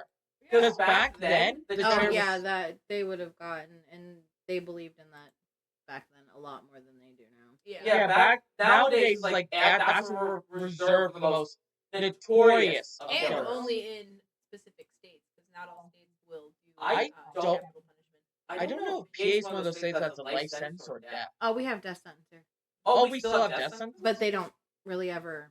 We never Yeah, had and a to lot use of it. times, even if somebody gets sentenced to death row, they're on it for like an incredibly long amount of Yeah, time. like very like. Yeah, like I'm talking. Most of the years. time, they end up dying before. Yeah, Which I mean, personally, I'm not a fan of the death penalty. I think that like, I mean, I understand that like, okay, cool, you're not using tax dollars to house this person, but A, I feel like who are we to play God? B, I also want people that have done really heinous things to have to rot in prison instead of getting an easy out such as death. And also C, I also like just because they did something heinous, it doesn't mean that I think that we should have the final say of being like, okay, now you can never do anything to make yourself less of a bad person. And some people won't do anything to make themselves less bad people, but there are some people that do. Yeah. There's some people that they did something heinous and then they find God or whatever. It is 9:53. Do you want to do one more? I should probably not, because we have to. Yeah. All right. Well, we've been going for 2 hours 34 minutes. This was Holy quite... crap! See how interesting this was? when you're having fun. I remember when I told you that I didn't want to do these for long periods of time because I have other work to do. Yeah, here we are doing it for long Yeah, like, and then, yeah. Mm-hmm. Hey, when I stopped, we we had an hour. We were only like an hour and 30 minutes in when I stopped. You take up most of the time, not me. No, I... If people want to hear me read more than you, they have to let me know with my craziness. I mean, Yeah, you never know. They might want to play their drinking games. You don't know. They're probably playing out with me too. They're probably 50 shots in. To the people who are passed out right now, either on YouTube or on Twitch from the drinking game of fucked up spelling, here's a tip. Get some nice little ice and just get a water and lie down. Pedialyte, you're gonna need that in the morning. And a bucket. Discussion places. And a bucket, and probably a bucket for vomit. So 2 buckets. Yeah, most likely. Anyway, thank you guys so much. This was a lot of fun. Next week, I think next week will be a Tales from the Front Desk we'll be covering. Basically, the retail side of horror, which Okay. I can relate to as I've had bad experiences in retail. Oh, me too. Yep. I hate the general public. Anyway, I've been D Jacob 12 or D Jacob 1234, whichever one you prefer, but I go by Jacob. Mom. I go by Mom. Allie. I don't have a full screen name. You want to go louder, by the way, since we couldn't. You're gonna get picked up on microphones laughing. Okay. And I'm Allie. I don't have the screen name. Yep, that's depressing. Well, I don't have one either. I'm just Mom. Well, do you want me to call you by the other one? Mrs. Redneck? Oh, redneck woman. Yes, I could go by Well, that. rednecks woman because Yeah. Because you're not the redneck. No. You're just the redneck's woman. Yeah. All right. my husband gets to be the redneck. So That makes you redneck's woman. Anyway, thank you guys so much. Tomorrow will be Pal World. Thursday, of course, we're gonna try to do Devil May Cry 5 stream. And maybe Friday will be another one, or I might do Animator's Hell because I really enjoyed that game. But here soon, hopefully, I will also begin the next secret project I've been working on, which involves rope and an unwilling volunteer. So I unwilling volunteer. I guess whenever. Excuse me? I said if I did anything, it would have to be Sims, and you'd have to do it in here. So how would we do that? Oh wait, never mind. So I guess that means that I'm gonna be the the one with. Well, I have to. Well, I do have a Get in a house row. already created and a woman. I don't even know if it'd be Sims or I'd just make you play a horror game. No. No, you played! I will make you play Crime Scene Cleaner on stream! I've done that. That's not a horror game to me. That's just cleaning up dead bodies. I know, but I can make you do that. Or, like, I have multiple games I can pull up if I need to. And then you get to hear me yell because I do. I don't yell like you do. You're overly dramatic. Good Listen, God. that fucking thing on my hand yesterday. Oh my God, all I'm doing is sitting here working on my stuff and you hear him over there screaming like a girl. I'm like, what are you doing? There was this weird bug on my hand yesterday. I didn't know what it was. It was like this blob, and it just appeared there, and I'm just like, shut up! He's very dramatic, folks at home. Or wherever you're at. Oh, so that's the woman who was going to jump out of a car because of a spider. Listen, that was realistic and it was right by my leg and it there was huge. There was a thing on my hand. It was huge, but I didn't jump out of the car. You screamed though. When I was a kid, so okay for. Anyway, we should probably end this first before we get into more stories. We're gonna be here for a while if we do that. Well, I guess they'll never hear it. Oh, they'll hear it next week. No, we won't think about it. I won't think about it. Do you want to tell the audience? If I can remember what my story was now. We were You talking about- ruined it. Oh, I remember. So when I was a kid, my parents let me drive before I really should have been. So I was probably like the right age, like 11 or 12. And my mom was like, "You want to drive the car home?" And so I was. And then a spider was like dropping down from the stupid. There's always spiders in the car when I'm there. And the stupid spider was like dropping down in front of me, and I absolutely like bailed on the car. Like we were like thankfully in the driveway at that point, but I like absolutely I bailed on the car. And my mom was like, "What are you doing?" Well, I was just trying to jump out while Edward was driving. Yeah.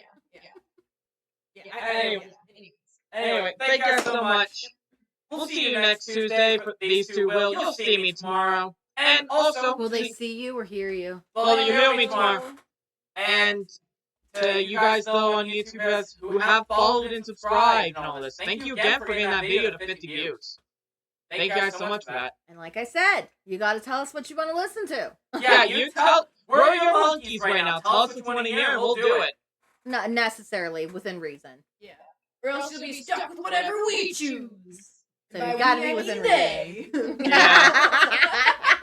Anyway. I'm just like, what's this story?